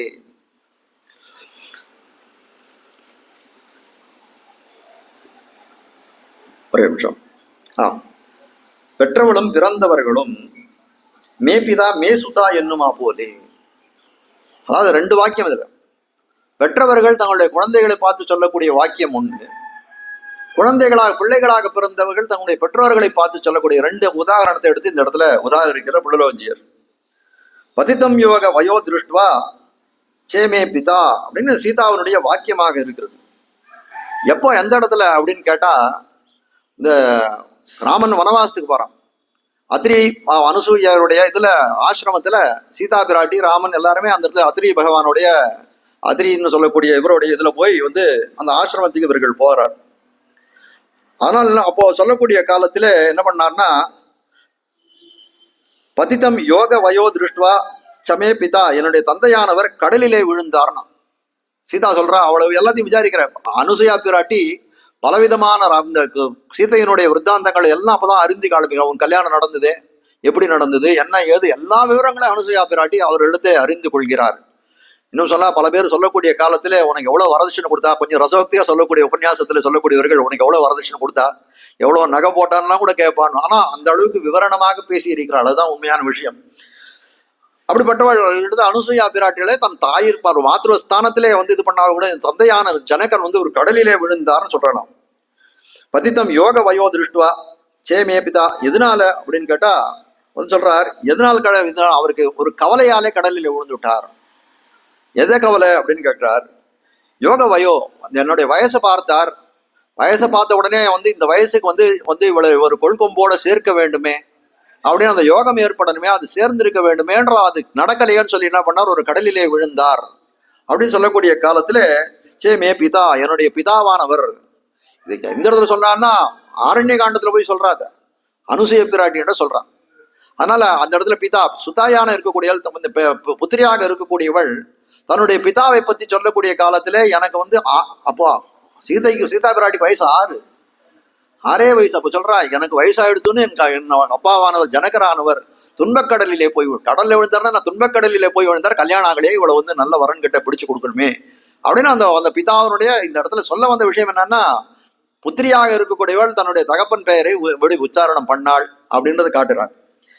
அதே மாதிரி என்ன பண்றான்னா ஜனகன் என்ன பண்றான் அப்படின்னா, ரொம்ப ஜனகன் வந்து கர்மயோகின்னு பேர், எந்த இதுலையுமே பற்றில்லாத இருக்கக்கூடியவன் ஜனகன். அவன் யாக்ஞவல்யர்ன்ற ஒருத்தர் இடத்துல வந்து ஒரு ரிஷி இடத்துல வந்து அவருடைய அத்தியனங்கள் எல்லாம் பண்றாரு, அவருடைய குருகுல வாசம் பண்ணிட்டு இருக்காரு. அந்த யாக்ஞவல்யருக்கு இவர் இடத்துல ஜனகர் தரத்திலே ரொம்ப வந்து பிரீத்தி உண்டு. யாக்ஞவல்யர் அந்த ஆசிரமத்துல குருகுலத்துல இவர் ஒரு நாள் கொஞ்சம் கால விளம்பமா வந்தாருன்னா பாட்டத்தை கூட ஆரம்பிக்க மாட்டார். ஆனா இருக்கக்கூடிய சிஷ்யர்கள்லாம் சொல்றா, என்ன இது, ஒரு ஜனகன் வந்து அவன் ராஜான்றதுனால அவன் இடத்துல வந்து வேற பட்சபாதமா நீ இருக்கிறா அப்படின்லாம் கேட்கக்கூடிய காலத்துல அப்படிலாம் இல்லை. அதை ஒரு திருஷ்டாந்தமுக்கேன்னு உங்களுக்கு இது பண்றேன், நான் எதனால ஜனகனுக்காக காத்துட்டு இருக்கான், எவ்வளவு சீரியவன் பெருமை வாய்ந்தவன்றதை நான் காட்டுகிறேன் அப்படின்னு சொல்றாரு. அப்ப என்ன பண்றார், அடுத்த நாள் பாட்டம் நடந்துட்டே இருக்கு. ஜனகனுடைய அந்த தேசத்திலே நடக்கிறது, அந்த மிதிலா தேசத்திலே நடக்கக்கூடியது. என்ன பண்றாரு, பார்த்தா ஒரு மாயை உருவாக்குறார் அந்த யாக்ஞவல்கியர். அந்த மாயையினால எல்லாரும் கண்ணுக்கு என்ன தெரியுது அப்படின்னா, அவ்விடத்துல இருக்கக்கூடிய வந்து அந்த அரண்மனை எல்லாம் பத்தின்னு இருக்கிறது. யாருக்கு சொந்தமானதுலாம் ஜனகருக்கு சொந்தமானது, அவருக்கு ராஜாவா இருக்கக்கூடியவர், அவருக்கு சொந்தமா இருக்கக்கூடிய ராஜ்யம் எல்லாம் பத்தின்னு இருக்கு. ஒரு பாட்டம் சொல்லிட்டு இருக்காரு. ஏனைய சீடர்கள் எல்லாம் பாக்குறோம், ஐயோ நெருப்பு இங்க வந்துட போறதே, அந்த இடத்துல இருக்கக்கூடிய இங்க நெருப்பு வந்துட போறதே, எல்லாரும் எழுந்து ஓடி போயிடுறான். ஆனால் ஜனகர் என்ன பண்றாருன்னா, வாத்தியார் சொல்லக்கூடிய பாடத்தை கேட்டுன்னு அப்படியே கேட்டுன்னு உட்கார்ந்துட்டு இருக்காரு. அதுக்கப்புறம் அந்த இருக்கக்கூடிய இந்த மாயா காட்சிகளை எல்லாம் விலக்கி அவர்கள்ட்ட காட்டுறா, பாருங்க இந்த ராஜ்யமே இவனுக்கு சொந்தமானது, இதுல வரக்கூடிய நஷ்டங்கள் ஏதாவது இந்த நிஜமாக ஒரு உண்மையாக ஒரு தீ விபத்து ஏற்பட்டால் அதில் வரக்கூடிய நஷ்டங்கள் எல்லாம் யாரை சேர்ந்தது, இவரை சேர்ந்ததாகத்தான் இருக்கும். ஆனால் எப்படி இருக்கார் இவர், நான் பாட்டம் கேட்க வந்துவிட்டேன் குரு இடத்துல, இப்ப பாட்டம் தான் எனக்கு முக்கியம், எது போனாலும் போகட்டும், இது வந்து கிடைக்காது அப்படின்னு சொல்லும்படியாய் அப்படி இருக்காரு. அதான் கர்மயோகின்னு சொல்லக்கூடியது. அப்படிப்பட்ட கர்மயோகிக்கு தான் நான் அவன் திறத்திலே பட்சபாதியா இருக்கேன், இதுல என்ன தப்பு, நீங்களெல்லாம் உங்களுக்கு எந்த சொந்தம் இல்லாத சொத்து இதுல ஏதோ இது பண்ணும்போது நமக்கு ஏதாவது உயிர் ஆபத்து ஏற்படுமோ நீங்கள்லாம் ஓடி போயிட்டீர்கள் இல்லையா என்று சொல்லும்படியாய் தன்னுடைய தேசத்திலே பற்று வைக்காத இருந்தவன் அந்த ஜனகன்னு சொல்லக்கூடியவன். அப்படிப்பட்டவன் என்ன பண்றான், சீதையை கையை பிடித்து வந்து ராமனிடத்திலே வந்து பாணிகிரகணம் சொல்லக்கூடிய அந்த கன்னிகா தானம் செய்யக்கூடிய காலத்திலே அவன் சொல்றான், இயம் சீதா மம சுதா, இயம் சீதா இவள் சீதை மம சுதா, என்னுடைய பெண்ணுன்றான். தன்னுடைய தேசத்துல கூட அவனுக்கு அபிமுக்கியம் இல்லை, அதுல ஆர்வம் இல்லை அவனுக்கு, அது பிடிப்பில்லாத இருக்கக்கூடியவன். அந்த சீதா பிராட்டியின் இடத்துல எப்படிப்பட்டவனாய் இருக்கான், ரொம்ப பிடிப்புடையவனாய், எம் சீதா மமசுதா சக ஜர்மச்சரீதவா என்று சொல்லும்படியாக சொல்லி அவனிடத்துல நீ அனுஷ்டிக்கக்கூடிய தர்மத்துக்கெல்லாம் கடைப்பிடிக்கக்கூடியவளாய் என்னுடைய மகளானவள் சீதா இருப்பாள் என்று சொல்லி அவளை கைப்பிடித்து கொடுக்கிறான். அப்படி கைப்பிடித்து கொடுக்க என்னுடைய பெண் என்று அபிமானிக்கிறான். அதே போல அபிமானம் சீதாவுக்கு எந்த இடத்துல காட்டினா அனுசூயனுடைய கிரத்திலே சொல்லக்கூடிய காலத்திலே இருக்கிறது என்று காட்டுகிறார்கள். பெற்றவர்களும் பிறந்தவர்களும் மேபிதா மேசுதா என்னுமா போலே. அப்ப பெற்றவர்கள் வந்து மேசுதான்னு சொல்றா, என்னுடைய பெண்ணுன்னு சொல்றா. புத்திரர் புத்திரியாக பிறந்தவர்கள் மேபிதா என்று என்னுடைய அப்பா என்று அபிமானிக்கிறார்கள். அதே போல யாருடைய அபிமானத்துக்கு ஆண்டாள் இலக்கானாள் அப்படின்னு கேட்டா, ஒரு மகள் தன்னை உடையேன் உலகம் நிறைந்த புகழால் திருமகள் போல வளர்த்தேன் செங்கன்மால் தான் கொண்டு போனான் என்று சொல்லும்படியாய் பெரியாழ்வாருடைய அபிமானத்திலே ஒதுங்கினாள். இல்ல ஒரு விஷயம் காட்டுகிறார்கள். இந்த ஒரு மகள் தன்னை உடையன் அப்படின்ற காலத்துல கூரத்தாழ்வான் பரம வச்சுடுறார். அந்த சமயத்துல உடையவர் வந்து இது பண்றார், இதே பாசுரத்தை தெரிவிக்கிறார். ஒரு மகள் தன்னை உடையேன் உலகம் நிறைந்த புகழால் திருமகள் போல வளர்த்தேன் செங்கன்மால் தான் கொண்டு போனான். அந்த வியாக்கியான பங்கிகள்ல ஒரு மகள் தன்னை உடையேன் என்றும் உலகம் நிறைந்த புகழால் என்றும் திருமகள் போல் வளர்த்தேன் என்றும் செங்கன்மால் தான் கொண்டு போனான் என்றும் அப்படின்னு எழுதியிருக்கான் அந்த ஐதீகத்துல. குரத்தாழ்வான் வந்து பரம் வச்ச சமயத்துல அந்த என்றும் என்றும்னு சொல்லக்கூடியது என்ன அப்படின்னா, அந்த சமயத்துல அந்த துக்கம் தாங்காமல் உடையவர் அழுதாரம் தெரிவிக்கிறார். அதாவது சன்னியாசிகள் அழக்கூடாது, சன்னியாசிகள் எந்த துக்கமோ சந்தோஷப்படக்கூடாது. ஆனால் கூரத்தாழ்வானுடைய யோகத்திலே அவர் அழுதார் என்று காட்டக்கூடியதா இருக்கு. இதே பாசுரத்தை வந்து அவர் வந்து பெரியாழ்வார் எடுத்து காட்டுறார். ஒரு மகள் தன்னை உடையேன் என்று சொல்வதனால இந்த இடத்துல காட்ட வந்த விஷயம் என்னன்னா, எனக்கு அந்த பெரியாழ்வாருடைய ஆபிமுக்கியத்துக்கு அவருடைய வந்து ஒரு அன்புக்கு இலக்கானவளாய் இருந்தாள் ஆண்டாள் என்று காட்டுகிறார்.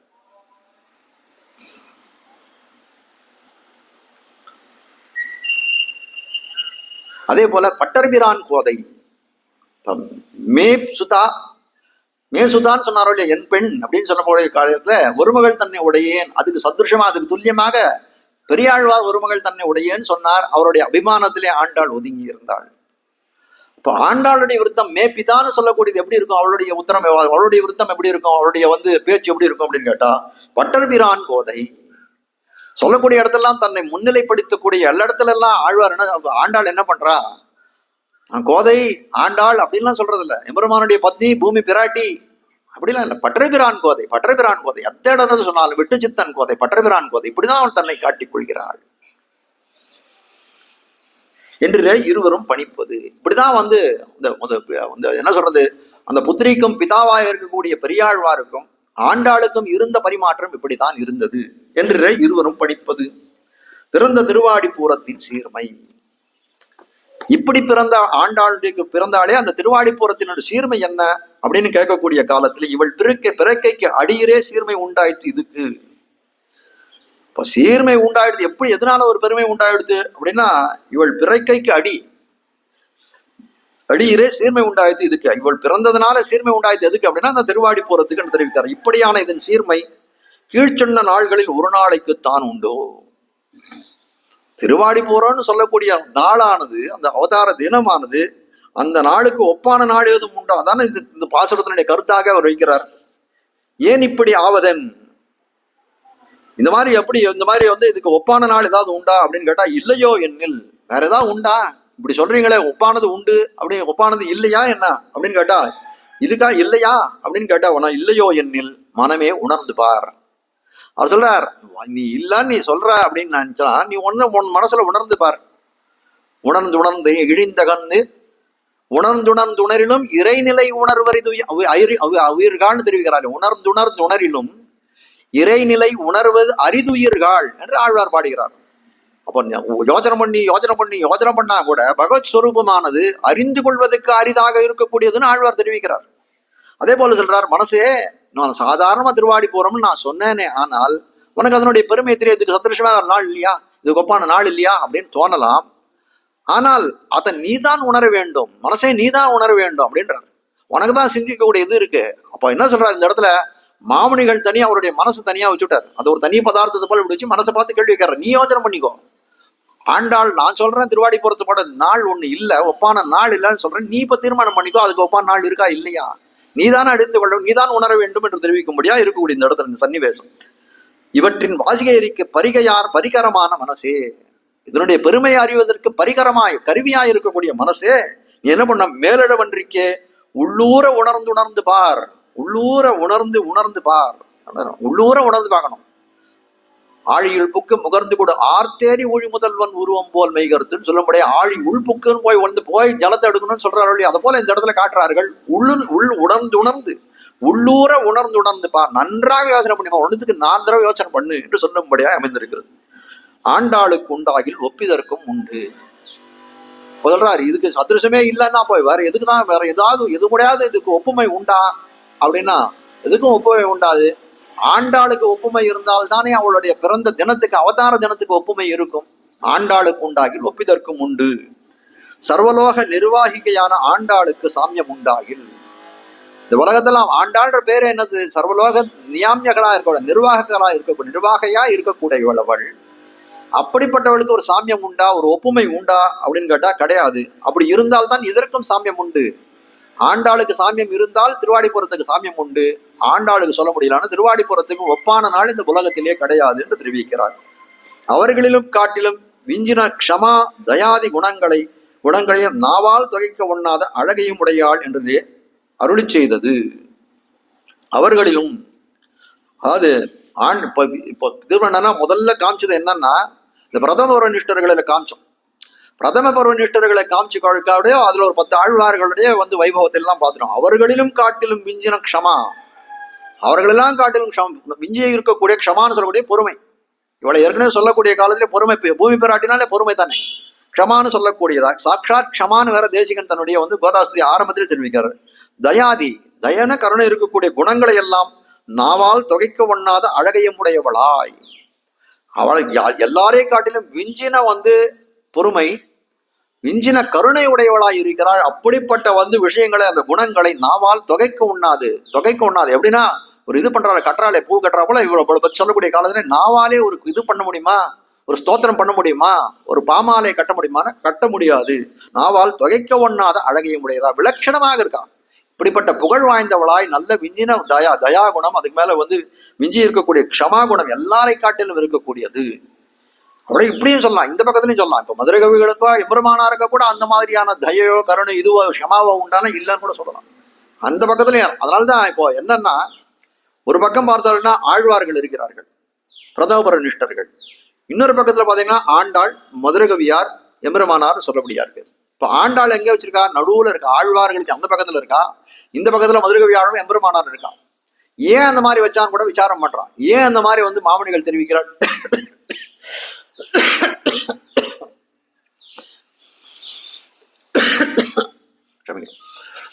ஏன் அந்த மாதிரி வைக்கிறாள் அப்படின்னு சொல்லக்கூடிய காலத்திலே, இந்த பக்கம் பிரதோபர நிஷ்டர்களுடைய கோஷ்டி இருக்கு, எதிர்த்த பக்கத்துல அடுத்த பக்கத்துல பார்க்கக்கூடிய சரோபர நிஷ்டர்களுடைய கோஷ்டி. ஆண்டாள சரோபர நிஷ்டர் கோஷ்டின்னு இவர் மாமனிகள் நிர்தாரணம் பண்ணி அந்த இடத்துல சேர்த்தா கூட, ஆண்டாள் எப்படிப்பட்டவளா இருக்காள்?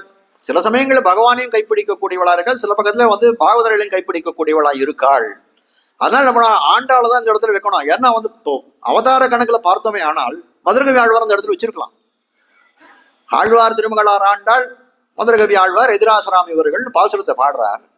பாடக்கூடிய காலத்திலே அதுக்கு ஏன் இப்படி பாடுறாரு அந்த இடத்துல விசாரம் பண்றாரு. இந்த மாதிரி பாடக்கூடிய காலத்திலே ஆணிக்கு அப்புறம் ஆடி மாசம், ஏற்கனவே மாசத்துல சொந்தம் போனா தானே சௌக்கியமா இருக்கும்னு சொல்லிட்டாரு கீழே. ஏன்னா ஆழ்வாருடைய அவதார கிரமத்தை சொல்லும் போது முதலாழ்வார்கள் முடிஞ்சு திருமிஷி ஆழ்வார்னு சொன்னார். திருமிஷி ஆழ்வார்னு சொன்னா அந்த அவதார கிரமத்துக்கு மாச கணக்கு சொல்லிட்டு போகும்போது எப்படி போகணும்? நேரம் ஐப்பசி முடிஞ்ச உடனே தை மாசம் தையில் மகம் ஆரம்பிக்கணும். அந்த மாதிரி ஆரம்பிக்கல. அப்போ என்ன சொன்னார்? இல்ல மாச கிரமத்துல போவோம் அப்படின்னு சொல்லி அந்த ஒரு ரீதியில் எடுத்துன்னு போனாரோ இல்லையோ. அப்ப என்ன பண்ணார்? இந்த இடத்துலயும் வரும்போது என்ன பண்ணார்? ஆணிக்கு அப்புறம் ஆடி திருவாடிபுரம் ஆண்டாளை சொல்லிவிட்டேன் அப்படின்னு சொல்லிட்டார். ஆனால் இந்த இடத்துல எப்படி இருக்கு அப்படின்னு கேட்டா, ஆண்டாளை நடுவில் வச்சிருக்காளா? இன்னொரு காரணம் ஏதாவது உண்டா அப்படின்னு கேட்டா, ஆண்டாள் பிரதோபர நிஷ்டர்களையும் கை கொண்டிருக்கிறாள், சரவபர நிஷ்டையும் கை கொண்டவளாய் இருக்கக்கூடிய ஆண்டாள். அதனால்தான் இவர்களுக்கு நடுவுல வச்சா அப்படின்னு காட்டுகிறார்.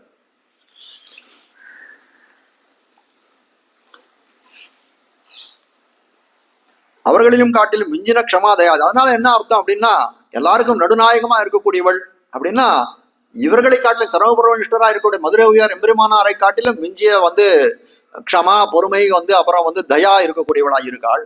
அந்த பக்கத்துல பிரதோபர நிஷ்டர்களை காட்டிலும் மிஞ்சியவளாய் இருக்கிறாள்.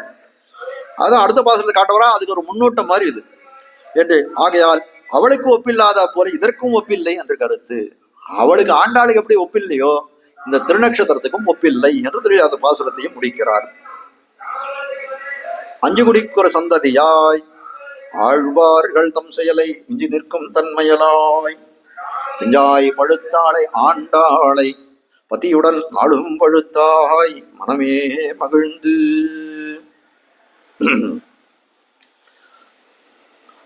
இந்த இடத்துல ரெண்டு விதமான நிர்வாகங்கள் பண்றாங்க பூர்வாச்சாரியர்கள். அந்த அஞ்சு குடி அப்படின்னு சொல்லக்கூடிய சமயத்துல இந்த புலலோஞ்சியரே பண்ணிருக்கக்கூடிய நிர்வாகம் என்ன அப்படின்னா, ஆழ்வார்களை எல்லாரையும் அஞ்சு குடின்றார். அஞ்சு குடினா அஞ்சக்கூடிய குடி. அஸ்தானே பயசங்கித்துவம் அப்படின்னு சொல்லும்படியாய் எம்பெருமான் எப்பேற்பட்டவனாய் இருக்கிறான்? இந்த உலகத்துக்கெல்லாம் ஜெகத் காரணனாய் இருக்கான், ஜெகத் ரக்ஷணனாய் இருக்கிறான். அப்படி ஜெகத் ரட்சகனாய் இருக்கக்கூடியவன தரத்துல என்ன பண்றாள்? ஒரு பிரேம தசையிலே அது மாறி போறது, தட்டுமாறி கிடக்கிறதுன்னு சொல்லும்படியாய் அவனுக்கு என்ன ஆபத்து வருமோ என்று பயப்படக்கூடியவர்களை அஸ்தானே பயசங்கிகள். அஸ்தானினா அந்த ஸ்தானத்துல பயம் ஏற்படாத இருக்கக்கூடிய ஸ்தானத்திலே பயத்தை வைக்கிறார்கள் இவர்கள், பயத்தை வைக்கிறார்கள் இவர்கள் என்று காட்டுகிற போல இருக்கு.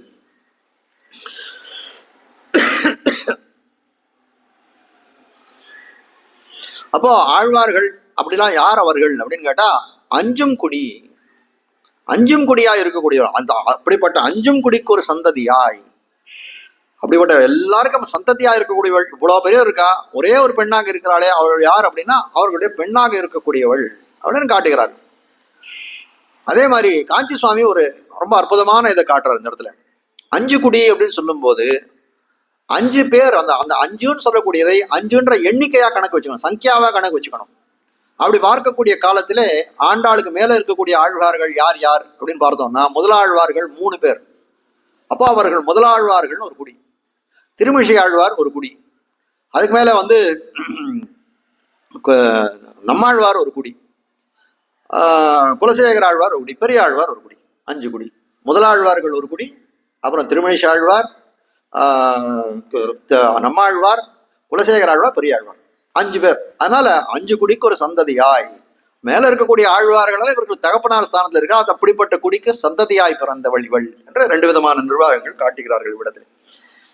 5 குடிக்கு கொடு உலகத்துக்கு அஞ்சி மங்களாசாசனம் பண்ணும் ஆழ்வார்கள் சந்ததிக்கு, ஆழ்வார்கள் சந்ததிக்கு 5 குடிக்கு அதான் இந்த அர்த்தத்தை காட்டுறாங்க. அதாவது இந்த உலகத்துக்கு அஞ்சு எம்பெருமானுக்கு மங்களாசாசனம் பண்ணக்கூடிய ஆழ்வார்கள் சந்ததிக்கு ஒரு ஒப்பற்ற, ஆழ்வார்களுடைய இதுக்கு ஒரு ஒப்பற்ற சந்ததியாய் திருக்குமாரத்தியாய் ஆழ்வார்கள் தம் ஆழ்வார்களுடைய செயலை காரியமான ஞான பக்தி வைராகியாதிகளில் விஞ்சி விசேஷித்து நிற்கும் நிலை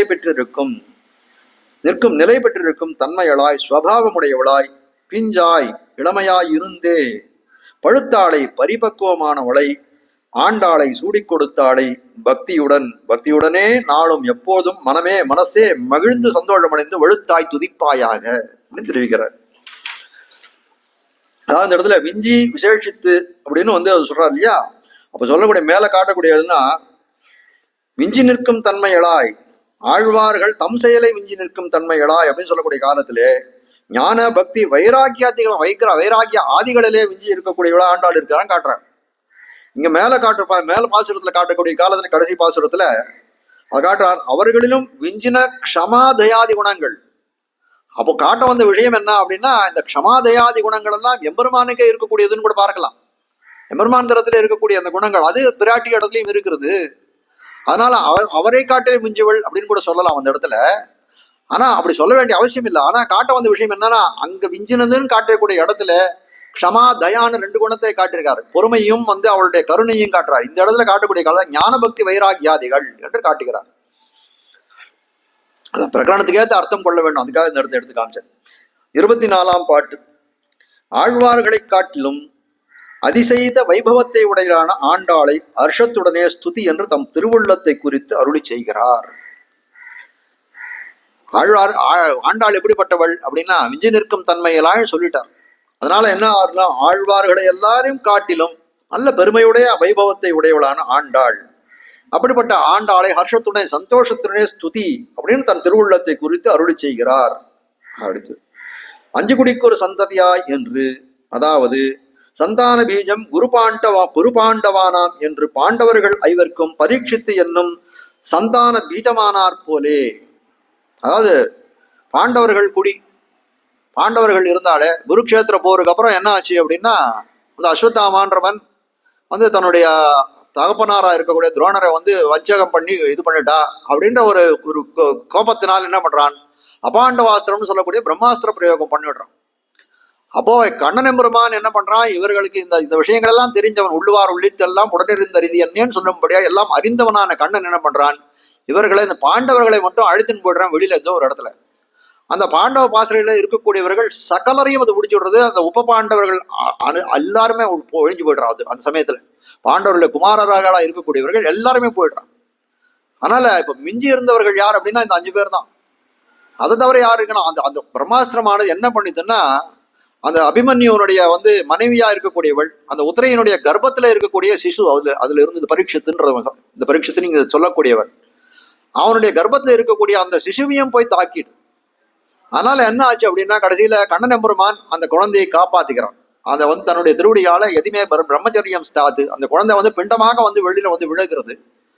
அதனால அதை கண்ணன் எம்பெருமான் காப்பாத்துறான். அந்த பாண்டவ குலத்துக்கே இருக்கக்கூடிய பீஜம், அந்த விதையாக இருக்கக்கூடியவன் யார் அப்படின்னு கேட்டா அந்த பரீட்சித்துன்னு சொல்லக்கூடியவன் தான். சந்தான பீஜம் குரு பாண்டவானாம் என்று பாண்டவர்கள் ஐவருக்கும் பரீட்சித்து ஒருவனே சந்தான பீஜமானார் போலே.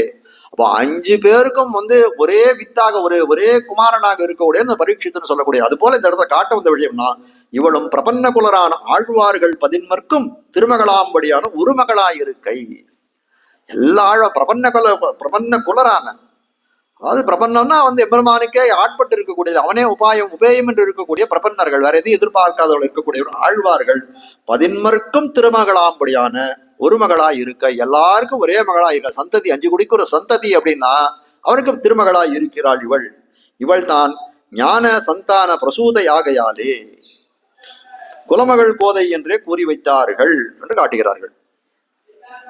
அதான் இவள் எப்படிப்பட்டவளா இருக்காள் அப்படின்னா, இவள் தான் சின்ன வயசுல இருந்தே இதுதான் இருக்கு. இது கீழே காட்டுற பிஞ்சாய் பழுத்தாளை ஆண்டாளை அப்படின்னா சின்ன வயசுலயே அவள் எப்படி ரொம்ப அபரிமிதான ஞானம் படைத்தவளா இருக்கக்கூடியவர்கள் என்று காட்டுகிறார்கள்.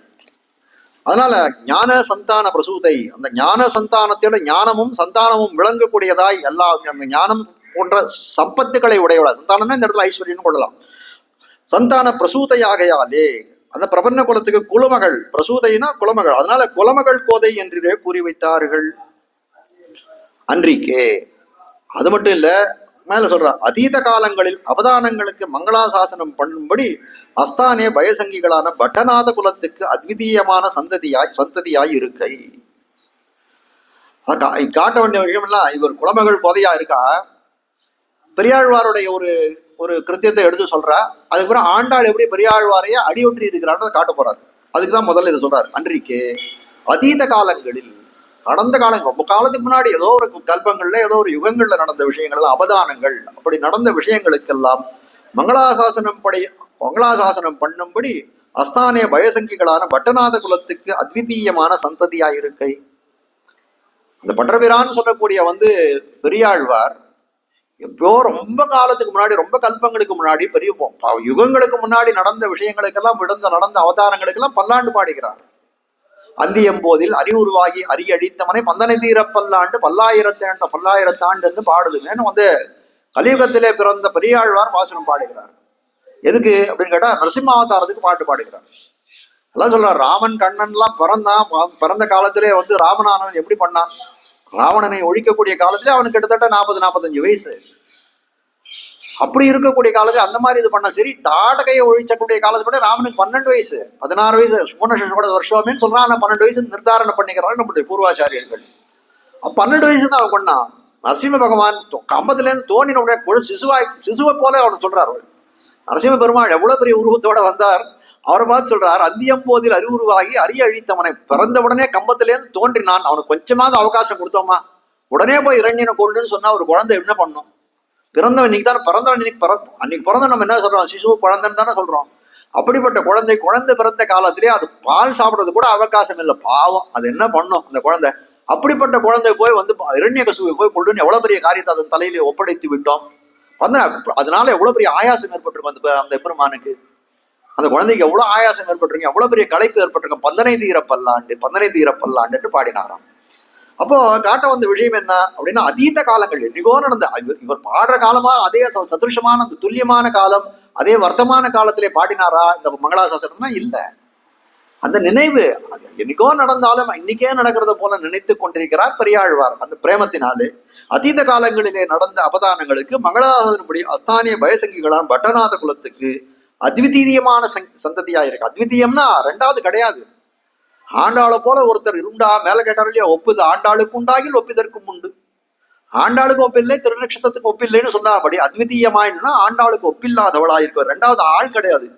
பட்டநாத குலத்துக்கு அஸ்தான பயசங்கிகளான பட்டநாத குலத்துக்கு அஸ்தான பயதான் எம்பெருமானுக்கு என் வருமோ என்று வயறு பிடிக்கக்கூடிய வயறு பிடிக்கக்கூடிய எம்பெருமானுக்கு ஏற்படக்கூடிய ஆபத்துக்களை நினைத்து பயப்படக்கூடியவர்கள். அப்படிப்பட்ட குலம் எதுனா பட்டநாத குலம். பெரியாழ்வாருடைய குலம் அது அத்விதீயமான அப்படிப்பட்ட குலத்துக்கு சந்ததியாயிருக்கை. பகவது யஜஸ்ரம் அஸ்தான ரக்ஷண பயாகுல வம்சஜாதா என்று ஆச்சாரியருடைய பௌத்திரருடைய திவ்ய சூக்தியும். ஆச்சாரியருடைய பௌத்திரம் அப்படின்னா மாமுனியுடைய பௌத்திரம். ஆச்சாரிய பௌத்திரம் அபிராம வராபிதானாம் அஸ்மத் குரும் பரம காருணிகம் நமாமி அப்படின்னு சொல்லும்படியாய் வந்து அபிராம வராபிதானான்னு சொல்லும்படியே அபிராமன்னு சொல்லக்கூடியவர் மாமுனிகளுடைய பௌத்திரன். மாமுனிகளுடைய திருக்குமாரர் ராமானுஜாச்சாரியார் ஒருத்தர் இருந்தார். அவருக்கு குமாரரா பிறந்தவர் அபிராம வராபிதானம் தெரிவிக்கிறார். அவர் வந்து என்ன பண்றார், அவரு இதே விஷயத்தை தெரிவிக்கிறார் மேலே. அஸ்தான ரக்ஷண அஸ்தானே இல்ல எங்க போயிட்டேன் பகவதே யஜஸ்ரம் அஸ்தான ரக்ஷண பயாகுல வம்சஜாதா என்று தெரிவிக்கிறார். காட்ட வந்த விஷயம் என்ன அப்படின்னா, காக்கும் இயல்பான வந்து காக்கும் இயல்பனா இருக்கக்கூடிய இந்த எம்பெருமான் அவன் தானே ஜெகத் ரக்ஷகனா இருக்கக்கூடியவன். அப்படிப்பட்ட காக்கும் குடியிலே தோன்றினவன். அப்படிப்பட்டவனுக்கு என்ன பண்றான்னா, அவனுக்கு ஏதோ ஒரு பயாகுல வம்ச ஜாதா. பயாகுலம்னு சொல்லக்கூடியது, ஆகுலம்னா ஒரு கவலை, பயம் ஆகுலம்னு பயத்தாலே வரக்கூடிய கவலை. அப்படிப்பட்ட வம்சத்திலே உதித்தவர் என்று வந்து இவருடைய ஆச்சாரிய போத்தருடைய திவ்ய சூக்தியம் இருப்பது அப்படின்னு கண்டுகொள்ளுங்கோள் என்று காட்டுகிறார். இப்போ சொல்லிட்டார். இப்போ என்ன பண்ணார், மேல காட்ட வந்த விஷயம் என்னன்னா, பெரியாழ்வார் மங்களாசாசன பரராய் இருக்கிறார். என்னைக்கோ நடந்த அதீத காலங்களிலே நடந்த வந்து விருத்தாந்தங்களுக்கு கூட இன்னைக்கு மங்களாசாசனம் பண்ணுவராய் இருக்கிறார் பெரியாழ்வார். அதே போலதான் ஆண்டாளும் இருக்கிறார். எப்போ அப்படின்னு கேட்கிறார். ஆண்டாளும் பிறந்த காலத்துல இங்க அவளும் மங்களாசாசனம் பண்ற. அன்னி உலகம் அளந்தாய் அடிபோத்தி, சென்னங்கு தென்னிலங்கை செத்தாய் திரள் போத்தி, பொன்ன சகனமுதைத்தாய் புகழ் போற்றின்னு பாடுறாளே. இதெல்லாம் எந்த காலத்துல நடந்தது? ராமாவதாரம் எந்த காலத்துல? அன்னி உலகம் அளந்தாய். ஒரு வாமனாவதாரம் எந்த காலத்துல நடந்தது?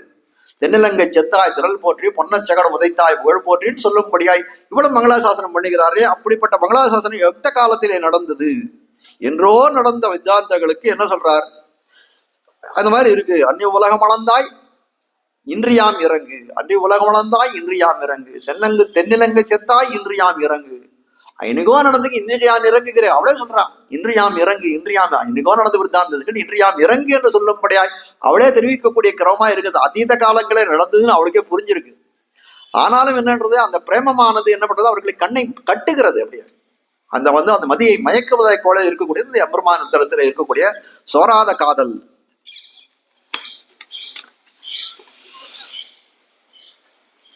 இவளுக்கு மங்களாசாசனம் பண்ணிக்க கடி குடிப்பிறப்பிரே சொல்றமா இல்லையா? மீன்குட்டிக்கு நீஞ்ச கத்து கொடுக்கணுமா அப்படின்னு சொல்ற மாதிரி இவள் மங்களாசாசனம் பண்ணா காரணம் என்ன? பெரியாழ்வார் பெண் பிள்ளை, அது குடிப்பிறப்பு தானா வருது.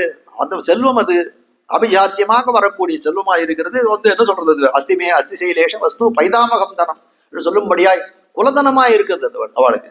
குடிப்பிறப்பிரு இக்குடிக்கு அஞ்சும் குடி, அஞ்சு குடி என்று ஆய்த்து நிருபகம். இப்படிப்பட்ட குடிக்கு என்ன நிருபகம் அப்படின்னு கேட்டா, அஞ்சு குடி, அஞ்சும் குடி. ஆழ்வார்கள் தம் செயலை விஞ்சி நிற்கும் தன்மைகளாய். இப்படிப்பட்ட ஆண்டாளுடைய இது என்னன்னா, ஆழ்வார்களுடைய செயலையெல்லாம் விஞ்சி நிற்கக்கூடிய தன்மை படைத்தவளாய் இருக்காள். அது மேல விவரணம் பண்ண போறாள். அதாவது மங்களாசாசனத்தில் வந்தால் தமப்பனார் ஒத்து, ஞான பக்தியாதிகளில் வந்தால் ஆழ்வார் 11 விஞ்சியாய்த்திரே இவள் இருப்பது. மங்களாசாசனம்ன்ற விஷயம் எடுத்துட்டோம்னா, ஆழ்வார்களிலே மங்களாசாசனத்துல சிறந்தவர் யார் அப்படின்னா பெரியாழ்வார். அப்போட அந்த பெரியாழ்வாருக்கு சமமாக அவரை காட்டிலும் அதிகமாக மங்களாசாசனம் பண்ணக்கூடியவளா இருக்கக்கூடியவள் யார் அப்படின்னா ஆண்டாள். மங்களாசாசனத்துல பெரியாழ்வாரோட ஒப்புமை சொல்லலாம் இவளை. ஆனா ஞான பக்தி ஆதிகளில், ஞான பக்தி வைராக்கியம்னு சொல்லக்கூடிய விஷயங்களில இவளுக்கு எடுத்துனா இவளுக்கு இருக்கக்கூடிய அந்த ஞான பக்தி ஒரு அளவு போல வச்சு அளக்கணும் அப்படின்னா, எல்லா ஆழ்வார் 11 விஜயாய்த்திரை, ஆழ்வார் 11 விஜயாய்த்திரை இவள் இருப்பது அப்படின்னு கேட்கிறான். ஏன் அப்படின்னு கேட்கிறான். ஏன் சந்ததின்னு சொல்லிட்டாள். ஆழ்வார்கள் 10 பேருக்கு சந்ததி அப்படின்னா வேற எந்த ஆழ்வாருக்கும் யாருக்கும் எந்த சந்ததிகளும் கிடையாது. இப்போ 10 பேருடைய சொத்து யாருக்கு வந்து சேரணும்? பிள்ளைக்கு தானே வந்து சேரணும், பெண்ணுக்கு. அதனால ஆண்டாள் இடத்துல வந்து சேர்ந்துடுத்து. பித்திரார்ஜித ஜனம், பித்தர்களாலே ஆர்ஜித சம்பாதிக்கப்பட்ட தனம் ஞான பக்தி வைராகியம். ஒன்னும் வந்து பொண்ணு காசு அவள் சம்பாதிச்சு வைக்கல. அவளெல்லாம் சம்பாதிச்சு ஆழ்வார்கள் சம்பாதிச்சது என்ன அப்படின்னு கேட்டா, எம்பெருமான் திறத்தில் இருக்கக்கூடிய ஞானம், பக்தி, வைராகியம். பகவத் விஷயத்துல இருக்கக்கூடிய ஞானம், அவன் திறத்தில் இருக்கக்கூடிய பக்தி, உலக விஷயங்கள் இருக்கக்கூடிய வைராகியம். இந்த 3 விஷயங்கள் தானே அவருடைய சொத்து. அந்த பக்தி இவளிடத்துல, இந்த 3 விஷயங்கள் இவளிடத்துல அபரிமிதமா இருந்தது. எல்லாருடைய ஆழ்வார்களை காட்டும் இதுவா இருந்தது அப்படின்னு கேட்டா, எல்லாருடைய சொத்தையும் இவள் அபகாரணம் பண்ணி கொண்டாள் பெண்ணாய் பிறந்ததுனாலே. இவள் தனக்கு 11 பக்தியும் ஸ்திரீதனமாய் வருகையாலும், அதான் சொல்றா, ஸ்திரீதனமாய் வருகையாலும் அரதட்சணன்னு சொல்ற மாதிரி அது போல ஸ்திரீதனமாய் வரக்கூடியதா இருக்குது. ஸ்ரீதனமாய் வருகை இன்னமும் ஆழ்வார்களைப் போல பக்தி அவஸ்தா காரியமான ஸ்திரீத்துவத்தை பாவிக்க வேண்டாதே. அது மாதிரி ரொம்ப அற்புதமான அர்த்தத்தை காட்டுகிறார்.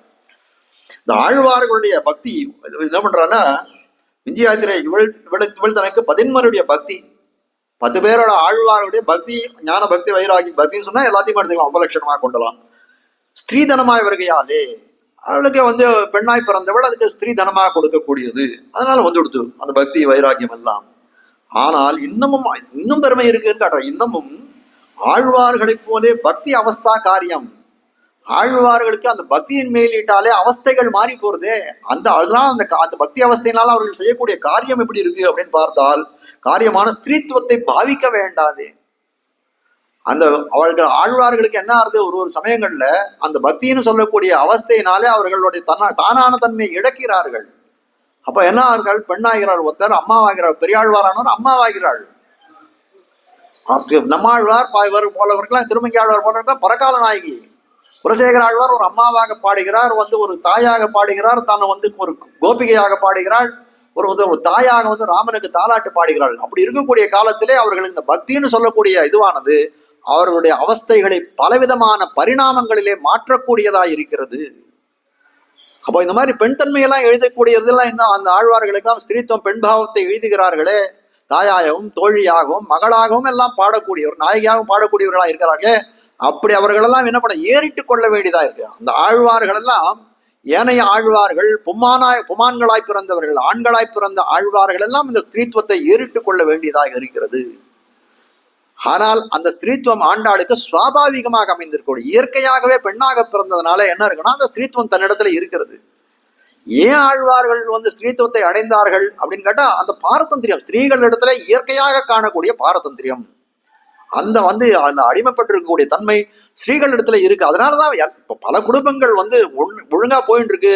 அப்படியே மேலை நாட்டுல இருக்கக்கூடியவர்கள்லாம் ரொம்ப ஆச்சரியப்படக்கூடிய விஷயம் என்ன அப்படின்னா, நம்ம தேசத்துல இருக்கக்கூடிய இந்த பண்பாடு, ஒருத்தனை கல்யாணம் பண்ணான்னா எவ்வளவு நாள் ஆச்சு, 25 வருஷம் ஆச்சு, 50 வருஷம் ஆச்சு, 70 வருஷம் ஆச்சுன்னு சொல்றதை காட்டா அப்படியே வியப்படைகிறார்கள் அவர்கள் எல்லாம். அது என்ன இப்படி இப்படி இப்படி கூட இருக்கா அப்படின்னு கேட்டா, உங்க ஊர்லாம் என்ன அந்த கதை அப்படியே மாறி போயிருக்கு.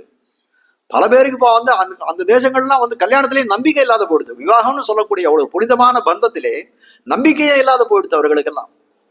என்ன அப்படின்னு கேட்டா வந்து அது காலத்தினுடைய அந்த பண்பாடுகள் எல்லாம் மறந்து போனதுனாலே என்ன ஆகுது, நிறைய அந்த இடத்துல விவாகரத்துகள் ரொம்ப ஜாஸ்தி.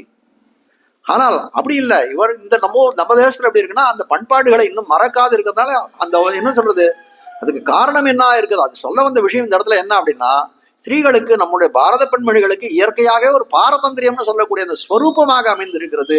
அதனால ஒரு குடும்பத்துல எல்லாரோடையும் இது கூடுது. நினைச்சு பாருங்க, நம்முடைய அம்மாக்கள் பாட்டிகள் எல்லாம் என்ன படிச்சிருப்பா அப்படின்னு கேட்டா 2வது கிளாஸ் படிச்சிருப்பா, 3ஆம் கிளாஸ் படிச்சிருப்பா.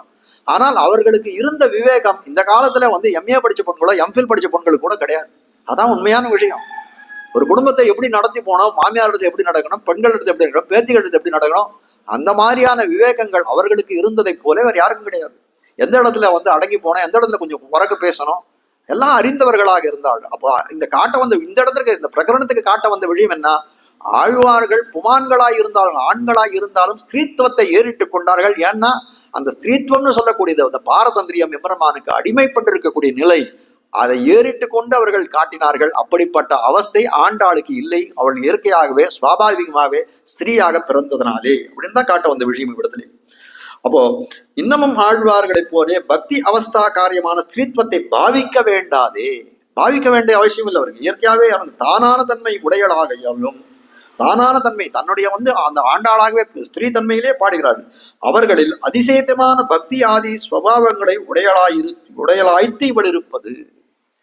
அதனால என்ன சொல்றாருன்னா, அவர்களை காட்டிலும் அதிசயமான பக்தி வைராக்கியம் எல்லாம் உடையவளாய் இவள் இருக்கிறார். அவர்களை விஞ்சி இருக்காள் காட்டுறதுக்காக இது சொல்ற இவ்வளவு விஷயங்களை இவள் இருப்பது. அதாவது ஆழ்வார்களைப் போலே பிராப்பிய துவராதிசயத்தாலே நோன்பு நோர்க்கை, அதுதான் ரொம்ப அற்புதமான விஷயங்களா. நோன்பு நோக்கி ஆழ்வார்கள் செயல், இவளுடைய செயல் என்னது, மடலூருகை தொடக்கமான அனன்யோபாயத்து பஞ்சகமான வியாபாராதிகளால் அன்றிக்கே காமனை குறித்து பேசுவதொன்று எம்பெருமான் என்றும், உன்னையும் உம்பியையும் தொழுதேன் என்றும், தொழுது 30 முன்னடி வணங்கி என்றும், அவனை பரதேவதையாக எண்ணி அவன் காலிலே விழுந்த இந்த அனன்ய தெய்வத்துவ பஞ்சகமான இவ் அதிப்பிரவருத்தி அவர்களிற்காட்டில் விஞ்சி இருக்கிற நிலை நின்ற ஸ்வபாவம் என்கை. ஆழ்வார்களுடைய அவஸ்தையை சொன்னோம்.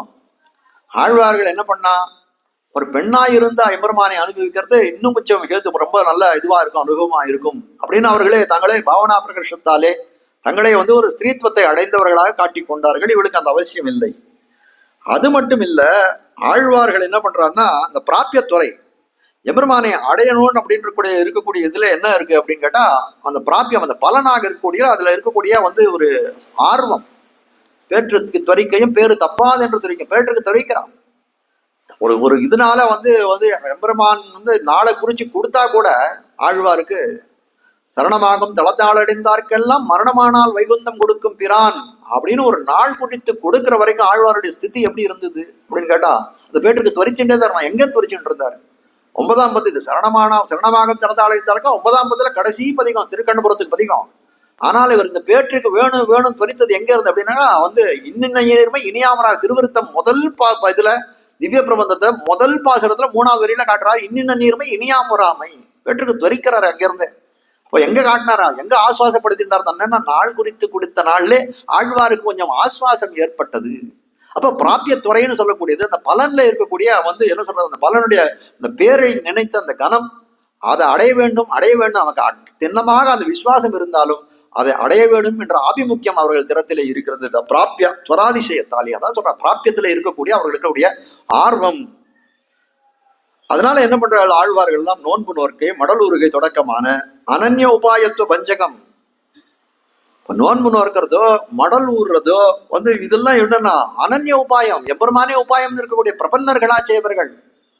வேற அனன்ய உபாயத்துல போலாமா இவர்கள்? அனன்ய உபாயத்துவ பஞ்சகமான வியாபாராதிகளால் இன்றைக்கே இவர்களெல்லாம் என்ன பண்ணார், அதை போல இல்லாத இவர்களெல்லாம் ஆழ்வார்கள் என்ன பண்ணா மடல் எடுத்தார்கள், நோன்பு நோற்றார், அண்டபிள் நோர்க்க நோற்ற அடியாருக்கு இன்பமாறி என்றார். யாம் மடலூர்ந்தும் எம் ஆழி எங்க பிறானுடைய சொல்றார். அதுக்கு அனுகுணமாக திருமங்கையாழ்வார் 2 பாசுரங்கள் 2 மடலாகவே 2 பிரபந்தங்களை அருளி செய்தார். அதுபோல இல்லாத இவர்கள் என்ன பண்றாரு அன்றிக்கே, அது போல வியாபாரங்கள் அன்றிக்கே இவள் என்ன பண்ற ஆண்டாள் காமனை குறித்து, காமன்னு சொல்லக்கூடிய காமதேவன், அவனை குறித்து நாச்சார் தமிழ் ஆரம்பிக்கூடிய காலத்துல தையொரு திங்களும் தரை விளக்கி தன் மண்டலமிட்டு மாசினும் நாள் ஐயனுன் மணல் கொண்டு திருவணிந்து அழகனை கலங்கரி தணங்க தேவா உய்யோ மாங்கோலோ உன்னையும் ஒம்பியையும் தொழுதேன்னு பாடுறார். அப்போ அப்படி இருக்கக்கூடிய காமனை குறித்து பேசுவதொன்று எம்பெருமான் என்றும் உன்னையும் ஒம்பியையும் தொழுதேன் என்றும் தொழுது 30 முன்னடி வணங்கி என்றும் அவனை பரதேவதையாக எண்ணி.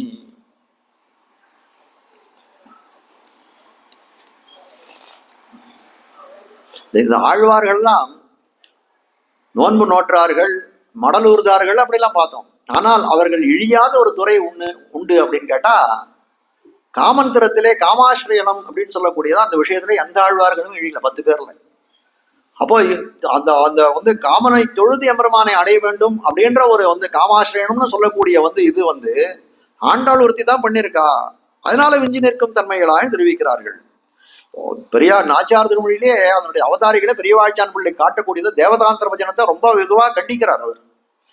ஆனால் என்ன பண்றார், அப்படிப்பட்டவரே சில இடங்கள்ல அந்த சமாதான காமனை தொழுதாடையவள் உன்னை காமனை மட்டும் தொழில உன்னையும் உம்பியும் தொழுதேன், காமனுடைய தம்பி சாம்பன் ஒருத்தருக்க அவனையும் சேர்த்து தொழுகிறாளாம். அப்படிப்பட்டவள் இது பண்றா அது ஞான விபாக அஞ்ஞான காரியத்தாலே வருமெல்லாம் அடிக்கழஞ்சி புறம் என்றெல்லாம் தெரிவிக்கிறார்கள். அந்த ஞானம் கலிந்து அந்த பக்தியினாலே வரக்கூடிய அஜ்ஞானம், அதனாலே செய்யக்கூடிய காரியங்கள் எல்லாம் அடிக்கழஞ்சி வரும்னு தெரிவிக்கிறார்கள். ஆழ்வார் இந்த ஊரெல்லாம் துஞ்சின்னு ஒரு பதிகம் பாடுறார் இல்லையா நம்ம ஆழ்வார்.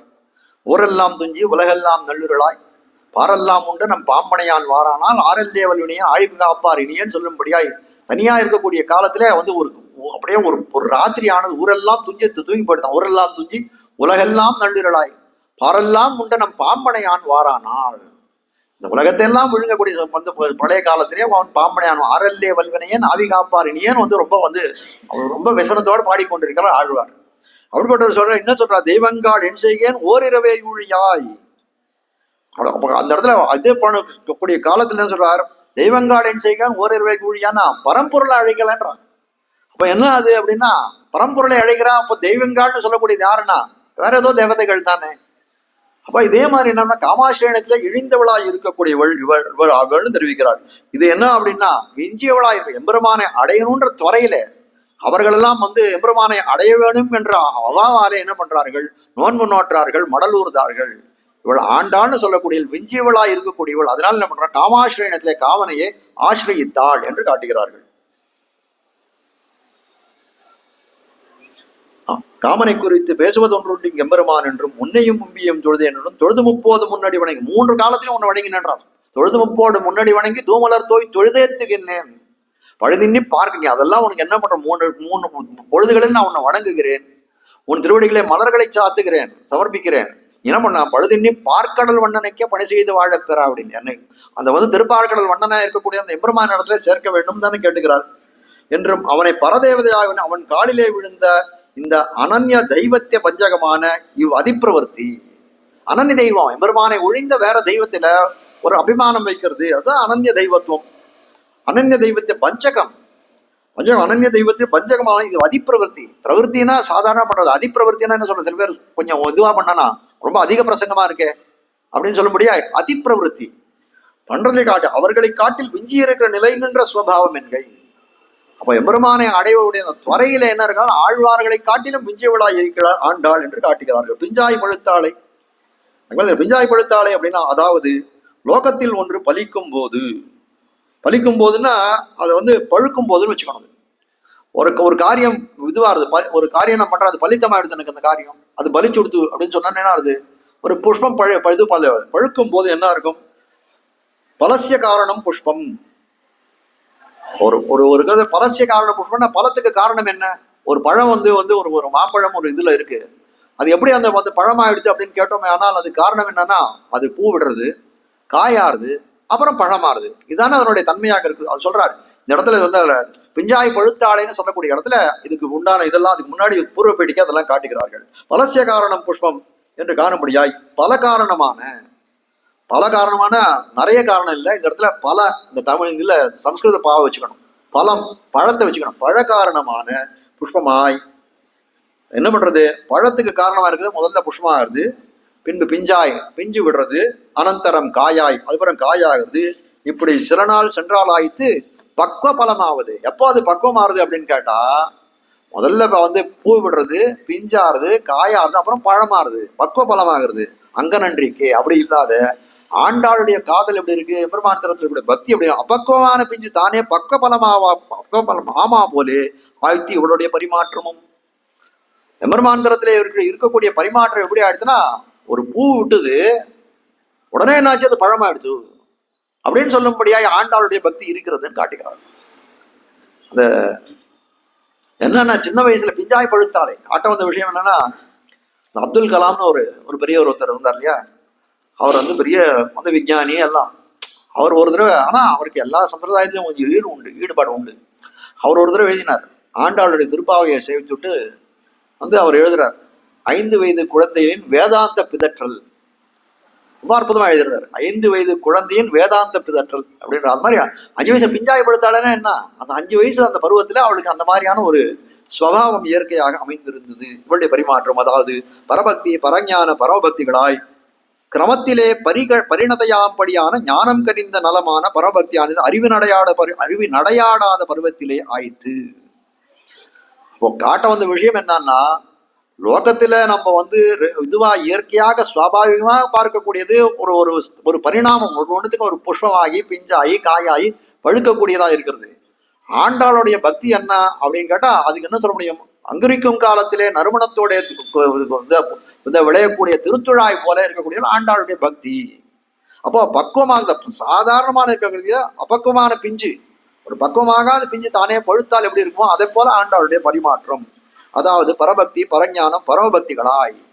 அது என்ன அப்படின்னு கேட்டா, அந்த பழமா எடுத்துட்டாலே அது என்ன அந்த பழம் அப்படின்னு கேட்டா அதுதான் பரபக்தி பரஞான பரமபக்திகளாய் கிரமத்திலே பரிணதையாம்படியான,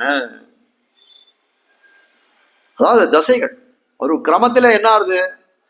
இவ்வளவு தசைகள் இருக்கு. ஒரு புஷ்பம் ஒரு பழமாகணும்னா பல தசைகளை கடந்தது வர வேண்டி இருக்கிறது. பரிணதையாம்படியா அந்த தசைகளை கடந்து என்ன ஆகுதுன்னா அது ஞானம் கனிந்த நலம். அது எப்படி ஆறுது? இதெல்லாம் போய் இந்த பழமா ஆகுறது எப்படியோ அது போல எப்படி இருக்குன்னா பரபக்தி பரபக்தி பரஞானம் பரவபக்தின்னு சொல்லக்கூடிய தசைகளை கடந்து எப்படி இருந்தா அது ஞானம் கனிந்த நலம்னு சொல்லப்படியாய் பக்தி ரூபா பண்ண ஞானம் ஆகிறது. ஆன ஆன பரமபக்தி அப்படிப்பட்டது எப்படி இருக்கான்னு யாருக்கு இவனுக்கு எல்லாம் சாதாரண இந்த தசைகளை கடைந்து எல்லாரும் வர வேண்டியதா இருக்கு. ஆனால் ஆண்டாளுக்கு அது எப்படி இருந்தா அறிவு நடையாடாத பருவத்திலே ஆய்த்து பரிபக்வையானது.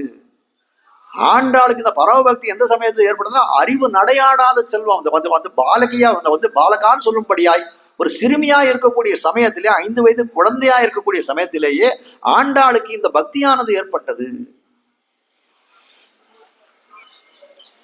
பரிபக்வையானது. அப்படின்னா அந்த பழத்தை தானே வச்சு உதாரணத்தால பரிபக்வமானது. அதாவது சகஜ பக்தியானது அப்போதாய்த்து ஸ்புரித்ததன்கை. சகஜ பக்தின்னு சொல்லக்கூடியது என்னன்னா கூடவே பிறந்தது. அப்படி இருந்தாதான் இந்த மாதிரி நடக்கும். புதுசா தானே வந்து ஒரு ஒட்டிக்குமா என்ன? அப்படிலாம் ஜாயமான காலகட்டாட்சம் சொல்றான். அதுபோல இருக்கக்கூடிய பிறக்கக்கூடிய காலத்திலே பல பேருக்கு இதுவா இருக்கு. ஆண்டாளுக்கு அது கூடவே பிறந்ததாக இருக்கிறது என்று காட்டுகிறது. சகஜ பக்தியான அப்போதாய்த்து ஸ்புரித்ததன்கை, அவள் கூடவே பிறந்ததாக இருக்கக்கூடியது. அறிவுக்கு அளவில்லாத அஞ்சு பிராயத்திலே ஆய்த்து திருப்பாவை இவளுக்கு முகம் செய்தது. அறிவு நடையாடாத கால திருப்பாவை எப்போ? திருப்பாவை வேதம் அனைத்துக்கும் வித்துன்னு சொல்லக்கூடிய திருப்பாவை, பல பெருமைகள் உடையதா இருக்கக்கூடிய திருப்பாவை. நீங்க பாருங்க, எதையெல்லாம் திருப்பல்லாண்டு பெருமை பார்த்தோம். திருப்பல்லாண்டு தெரியாதவர்கள் பல பேர் இருக்கலாம், ஆனா திருப்பாவை தெரியாத இந்த உலகத்துல எவனுமே இருக்க மாட்டான். நான் சொல்ல திருப்பாவைன்ற கேள்விப்பட்டாது இருப்பான். பாசுரங்களே அநேகம் பேருக்கு தெரிஞ்சதாக தான் இருக்கும். ஆனால் திருப்பாவைக்கு இருக்கக்கூடிய மகாத்மியம்னு சொல்லக்கூடியது பிரிதொரு திவ்ய பிரபந்தங்கள் கிடையாதுன்னு சொல்லிடலாம். அப்படிப்பட்ட திருப்பாவை, இவ்வளவு பெருமை வாய்ந்த திருப்பாவை எப்படி இருக்குன்னா 5 பிராயத்திலே ஆண்டாளாலே அருள் செய்யப்பட்டதா இருக்கிறது. 5 பிராயத்திலே பெண் பிள்ளை ஜல்பித்தது ஒரு பொருள் உண்டோ என்ன? ஜல்பனம்னா வந்து ஏதோ பேசுறது, அதாவது அதுக்கு ஒரு அர்த்தமில்லாத பேசக்கூடியதுக்கு பேர் ஜல்பம்னு பேரு. 5 பிராயத்திலே பெண் பிள்ளை ஜல்பித்தது பொருள் உண்டோ? அதாவது சொன்ன வார்த்தைகள் ஏதாவது ஒன்று இது மாதிரி எங்கேயாவது ஊர்ல பார்த்தது உண்டோ? நம்மாழ்வார் பாடுறார், முளையோ முழுமுத்தும் போந்தில. குழந்தைய பாடக்கூடிய காலத்திலே வந்து நம்மாழ்வார் அந்த பரகாலம் திருவிருத்தம்னு சொல்லக்கூடியது, திருன்னு சொன்னாலே பிராட்டி தானே, தன்னுடைய படிகள் எல்லாம் தானே தெரிவிக்கிறார். முளையோ முழுமுத்தும் போந்தில அப்படின்னா ரொம்ப சிறு பருவத்தில் இருக்கிறாள். முல்லை ஏந்தில கூழை முடிவடா. பரகால் நாய்கள் வந்து அம்மா பாடுறாள். பரகால் நாய் எப்படி இருக்கா? முல்லை ஏந்தில. அது வந்து இந்த குடுமி போடுறதுக்கு கூட அளவு கூட வந்து அந்த வந்து முடி வளரல அப்படின்னா அவ்வளவு சின்ன பருவம். கூழை முடி முல்லை இறைந்துலன்னா பல்லு முளைக்கல. கூழை முடிக்கடான்னா அந்த முடியை வந்து ஒரு இதுவா போட்டு ஒரு கட்டு போட்டு விடலாம், ஏதாவது ரப்பர் பேண்ட் போட்டுலாம், அது கூட வழி இல்லை. கூழை முடிக்கடா தெள்ளியல் என்பதோல் கள்ளவிழ் சோலை கணபுரம் கை தொழும் பிள்ளை. ஆனால் அப்படிப்பட்ட குழந்தை எப்படி இருக்கு அப்படின்னு கேட்டா பல்லு முளைக்கல, முடியை வந்து கட்ட முடியல. அப்படிப்பட்ட குழந்தை என்ன பண்றது? எல்லாரும் கூட்டி வீட்டு பாடி கூட்டு போய் இது பாருங்க, இதான் கண்ணபுரம், திருக்கண்ணபுரம் பெருமாளை சேவிச்சுக்கோங்க, சௌரி பெருமாளை சேவிச்சுக்கோங்கன்னு காட்டுறதான். அப்போ என்ன பண்றாரு? கள்ளவிழ் சோலை கணபுரம் கை தொழும் பிள்ளை. அப்படிப்பட்ட பிள்ளை, அது அப்படி பண்ணா திருக்கண்ணபுரத்தில் இருக்கக்கூடிய எம்பெருமானை காட்டக்கூடியதா இருக்கக்கூடிய சேவிக்கக்கூடிய பிள்ளை இந்த வயசுலயே அப்படி என்ன பண்ணாங்க? கள்ளவிழ் கணபுரம் தொழில் பிள்ளை பிள்ளைன்னு சொல்ல முடியுமா? பிள்ளை என்று என்ன பெறுவரோ என்று தெரிவிக்கிறார். அது போல என்ன ஆண்டாளுங்க எப்படிப்பட்டதா இருக்குன்னா அந்த வந்து அறிவு நடையாடாத 5 பிராயத்திலேயே திருப்பாவையை வந்து இந்த உலகத்துக்கு உபதேசம் பண்ணக்கூடியவளா இருந்தாள். அது என்னன்னா அது இயற்கையாக அவளுக்கு அமைந்திருக்கக்கூடிய இந்த பரபக்தி, பரஜானம், பரவபக்தி என்று சொல்லக்கூடியது. அன்றைக்கே ஆழ்வார்களுக்கு ததீய விஷயத்தில் உண்டான சரம ஞானம் இவளுக்கு பிரதமத்திலே உண்டாகை. அதாவது ஆழ்வார்களுக்கெல்லாம் என்ன சொல்றது, ததீயர் விஷயம்னா பாகவத சேஷத்துவம், பாகவதர்களுக்கு அடிமைப்பட்டிருக்கக்கூடியதுன்ற விஷயம். ததீய விஷயத்தில் உண்டான சரம ஞானம், சரமஞானம் கடைசியா ஏற்பட்டது. முதல்ல எம்பெருமானே உபாயம் உபேயம் என்று இருந்தவர்கள் இப்ப சரமஞானம் கடைசியில் என்ன பண்றா? அதனோட முத்தின நிலை, இதனோட சீமாபூமி எல்லை நிலையாக இருக்கக்கூடியது என்ன அப்படின்னா பாகவத சேஷத்துவம் என்று அறிந்தார்கள். இவளுக்கு அப்படிப்பட்ட ஆழ்வார்களுக்கெல்லாம் கடைசியில ஏற்பட்டது, சரம திசையில ஏற்பட்டது. ஆண்டாளுக்கு எப்ப ஏற்படுதான்? முதலிய பிரதமத்திலே உண்டாக முதல்ல ஏற்பட்டு விடுத்தவளுக்கு. அதாவது நெடுமார்க்கடிமையிலே அவர்களுடைய போக்கியதை நனிமாக்கலவி இன்பமே நாளும் வாய்க்க நங்கட்க என்றும். நெடுமார்க்கடிமைன்னு சொல்லக்கூடியது பாகவத சேஷத்துவத்தை தெரிவிக்கூடியது. நம்மாழ்வார் அருளி செய்த திவ்ய பிரபந்தங்களிலே 2 பத்துக்கள் 2 திருவாய்மொழிகள் வந்து பாகவத சேஷத்துவத்தை உணர்த்தக்கூடியதா இருக்கு. அந்த இதுன்றது பயிலும் சுடரலின்னு சொல்லக்கூடியது பாகவத சேஷத்துவத்தை அடிமைப்பட்டிருக்கள், பாகவதர்களுக்கு அடிமைப்பட்டிருக்கக்கூடியதை தெரிவிக்கக்கூடியது. புலந்தாங்கு சாதிகள் நாளிலும் கீழிருந்து எத்தனை நலந்தானில்லாத சண்டாளர்களாகும் பலந்தாங்கு சக்கரத்தண்ணல் மணிவண்ணர் காலின் உள்கலந்தார் அடியார் தம் அடியாரின் மடிகளே என்று சொல்லும்படியாய் அவன் எம்பெருமானுக்கு அடிமைப்பட்டவனாய் இருந்தால் அவன் அடியார்ந்த திருநாமம் இருந்தா போதும், வேற எதுவுமே அவசியம் இல்லை என்று சொல்லும்படியாய் அப்படிப்பட்ட பாகவதர்களுக்கே ஆட்பட்டவனாய் நான் இருப்பேன்னு ஆழ்வார் தெரிவித்தார். ஆனால் நெடுமார்க்கடிமையில் சொல்லக்கூடிய காலத்திலே அது பாகவத சேஷத்தினுடைய போக்கியத்தை இனிமையை தெரிவிக்கக்கூடியதாக இருக்கிறது என்று காட்டுகிறார்கள். அதான் சொல்ற இந்த இடத்துல அனிமா கலவி இன்பமே நாளும் வாய்க்க நன்கட்கு. இந்த கலவி சொல்லக்கூடிய சேர்ந்திருக்கக்கூடியது இல்லையா, பாகவதோடு சேர்ந்திருக்கக்கூடிய இன்பம் நனிமா கலவி இன்பமே நாளும் வாய்க்க நன்கட்கு, என்றென்றும் விளைய வேண்டும். தமர்கள் தமர்கள் தமர்களாம். தமர்கள்னு சொல்லக்கூடியது யாரு அப்படின்னா சதிரே வாய்க்க தமையர்க்கே. தமர்கள்னு சொல்லக்கூடியவர் யார் அப்படின்னா அந்த அடியார்கள். தமர்கள் தமர்கள் தமர் அடியார் அடியார் தம்மடியார் அடியார் தமக்கடியார் அடியார்னு சொல்ல முடியாய். அப்படிப்பட்டவர்கள் சதிரே வாய்க்க பெருமையுடன் வாய்க்க வேண்டும் என்றெல்லாம் காட்டுகிறார்கள். அப்போ பாகவத சமாஜ தரிசனம் இப்படிப்பட்ட ஞானம் ஆழ்வார் நம்மாழ்வார் போன்றவர்களுக்கு இந்த பயிலும் சுடரிலையும் நெடுமார்க்கடிமை போன்றவற்றெல்லாம் எப்போ அவர்கள் சரம தசையிலே தோன்றித்து. அது என்னன்னா பாகவத சமாஜ தரிசனம். பாகவத சமாஜ தரிசனம்னா அந்த பாகவதோட கூடியிருக்கக்கூடிய இருப்பு, அந்த சமாஜ தர்சனம் இனிதாம்படியையும் அந்த போக்கியத்தை காட்டுகிறது. இனிதாம்படியும் ஆழ்வாரும் அப்படியே திருமங்கை ஆழ்வார் தெரிவிக்கிறார். கண்சோர வெங்குருதியிலும் தன்சேர எம்பெருமான கடியார் தம்மை கண்டு எனக்கு இது காணீர் என் நெஞ்சம் கண்ணினையும் கழிக்குமாறே.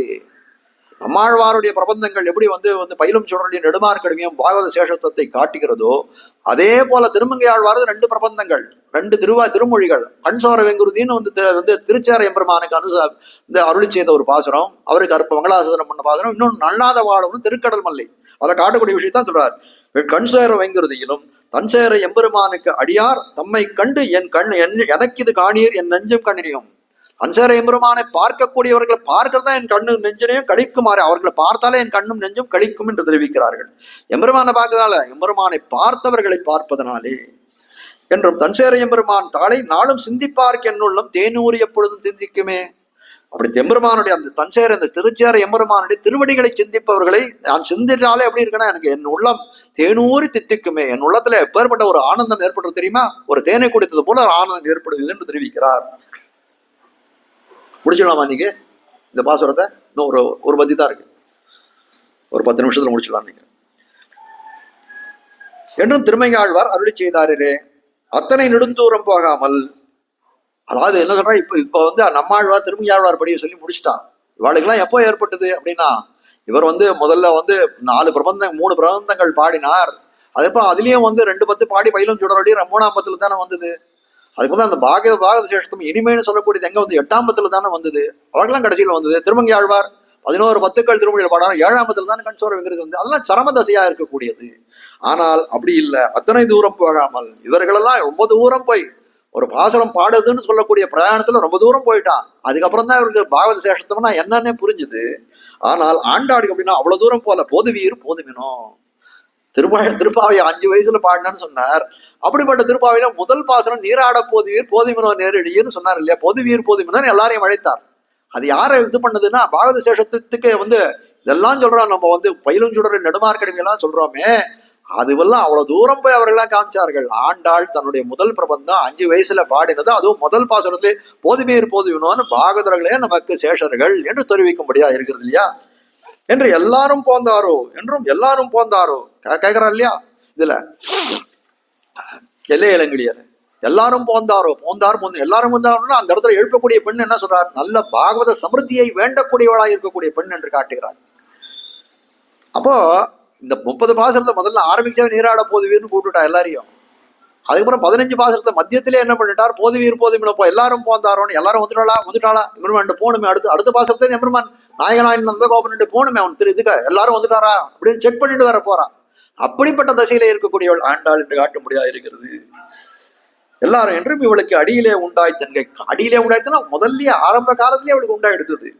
ஆண்டாளை இப்படி பரிபக்வ சுபாவயுமாய், இப்படிப்பட்ட பரிபக்குவம்னா அது நல்லா ஒரு பழுத்த சுபாவையாய் கீழ் உக்த குணங்கள்லாம் கீழே சொன்ன குணங்களுக்கெல்லாம் ஒக்கும்படியான ஏற்றத்தை உடையவள். கீழே சொன்ன விஷயங்கள் அனைத்துக்கும் அதையெல்லாம் ஏற்கும் பெரும்புகள் சொல்ல முடியாது. அப்படிப்பட்ட குணத்தை எல்லாம் ஏற்கக்கூடிய தன்மை வாய்ந்தவள் புகழுடலா இருக்கிறாள் ஆண்டாள்.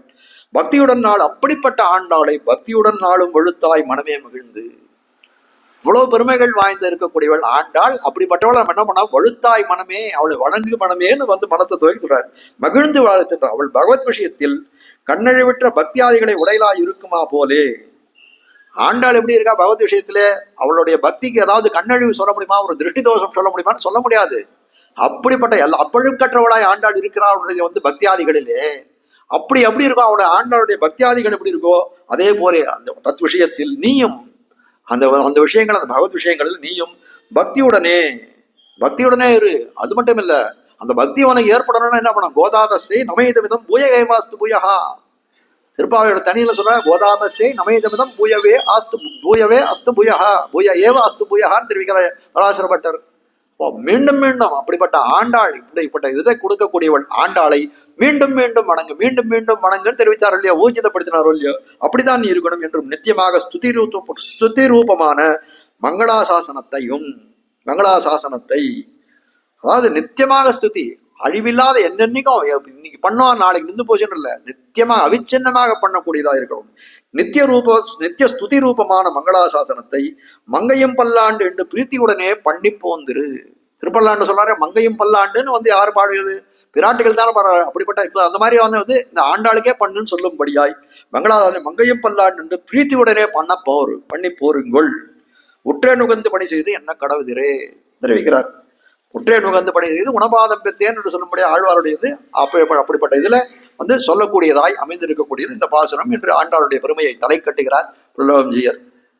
இதோட ஆண்டாளுடைய வைபவம் முடிஞ்சது. நாளைக்கு 3 மணிக்கு வச்சு விடலாமா சுவாமி? நாளைக்கு 3 மணிக்கு வச்சு விடலாமா? 3 மணிக்கு வச்சு விடலாம் நாளைக்கு. ஏன்னா கார்தாலிங்க இந்த ஃபங்க்ஷன் இருக்கிறதுனால நாளைக்கு மத்தியானம் 3 மணிக்கு வச்சு விடலாம். அது சரி, பகல் 3 மணிக்கு முடிஞ்சிருமே. அங்க கூட 1:30க்கு ஆரம்பிச்சா 3 மணிக்கு முடிஞ்சிருமே. அதனால 1 hour 5-10 நிமிஷம், 3ன்னா எப்படின்னா ஒரு 10-15 நிமிஷம் ஆயிடும் மேல முன்னா பின்னால. அதனால 3 மணிக்கு சொல்லி வச்சுருவோம். ஸ்ரீமதே ரம்யஜா மாதிரி முனீந்திராய மகாத்மனே ஸ்ரீரங்கவாசினே பூயாத் நித்யமங்கலம். மங்களம் குருவரியாய மங்களம் குணசிந்தவே வாதிபீதிகரார்யாய நித்யமங்கலம். ஸ்ரீமத் சுந்தர ஜாமாதிரு முனிமானச வாசினே அண்ணங்கராரியவர்யாய நித்யமங்கலம். தழை நல்ல இன்பம் தலைப்பேது எங்கும் திளைக்கவே லோகா சமஸ்தா சுகினோ பவந்து சமஸ்த சன்மங்களாணி சந்து. ஆழ்வார் பெருமானார் ஜீயரு திருவடிகளே சரணம்.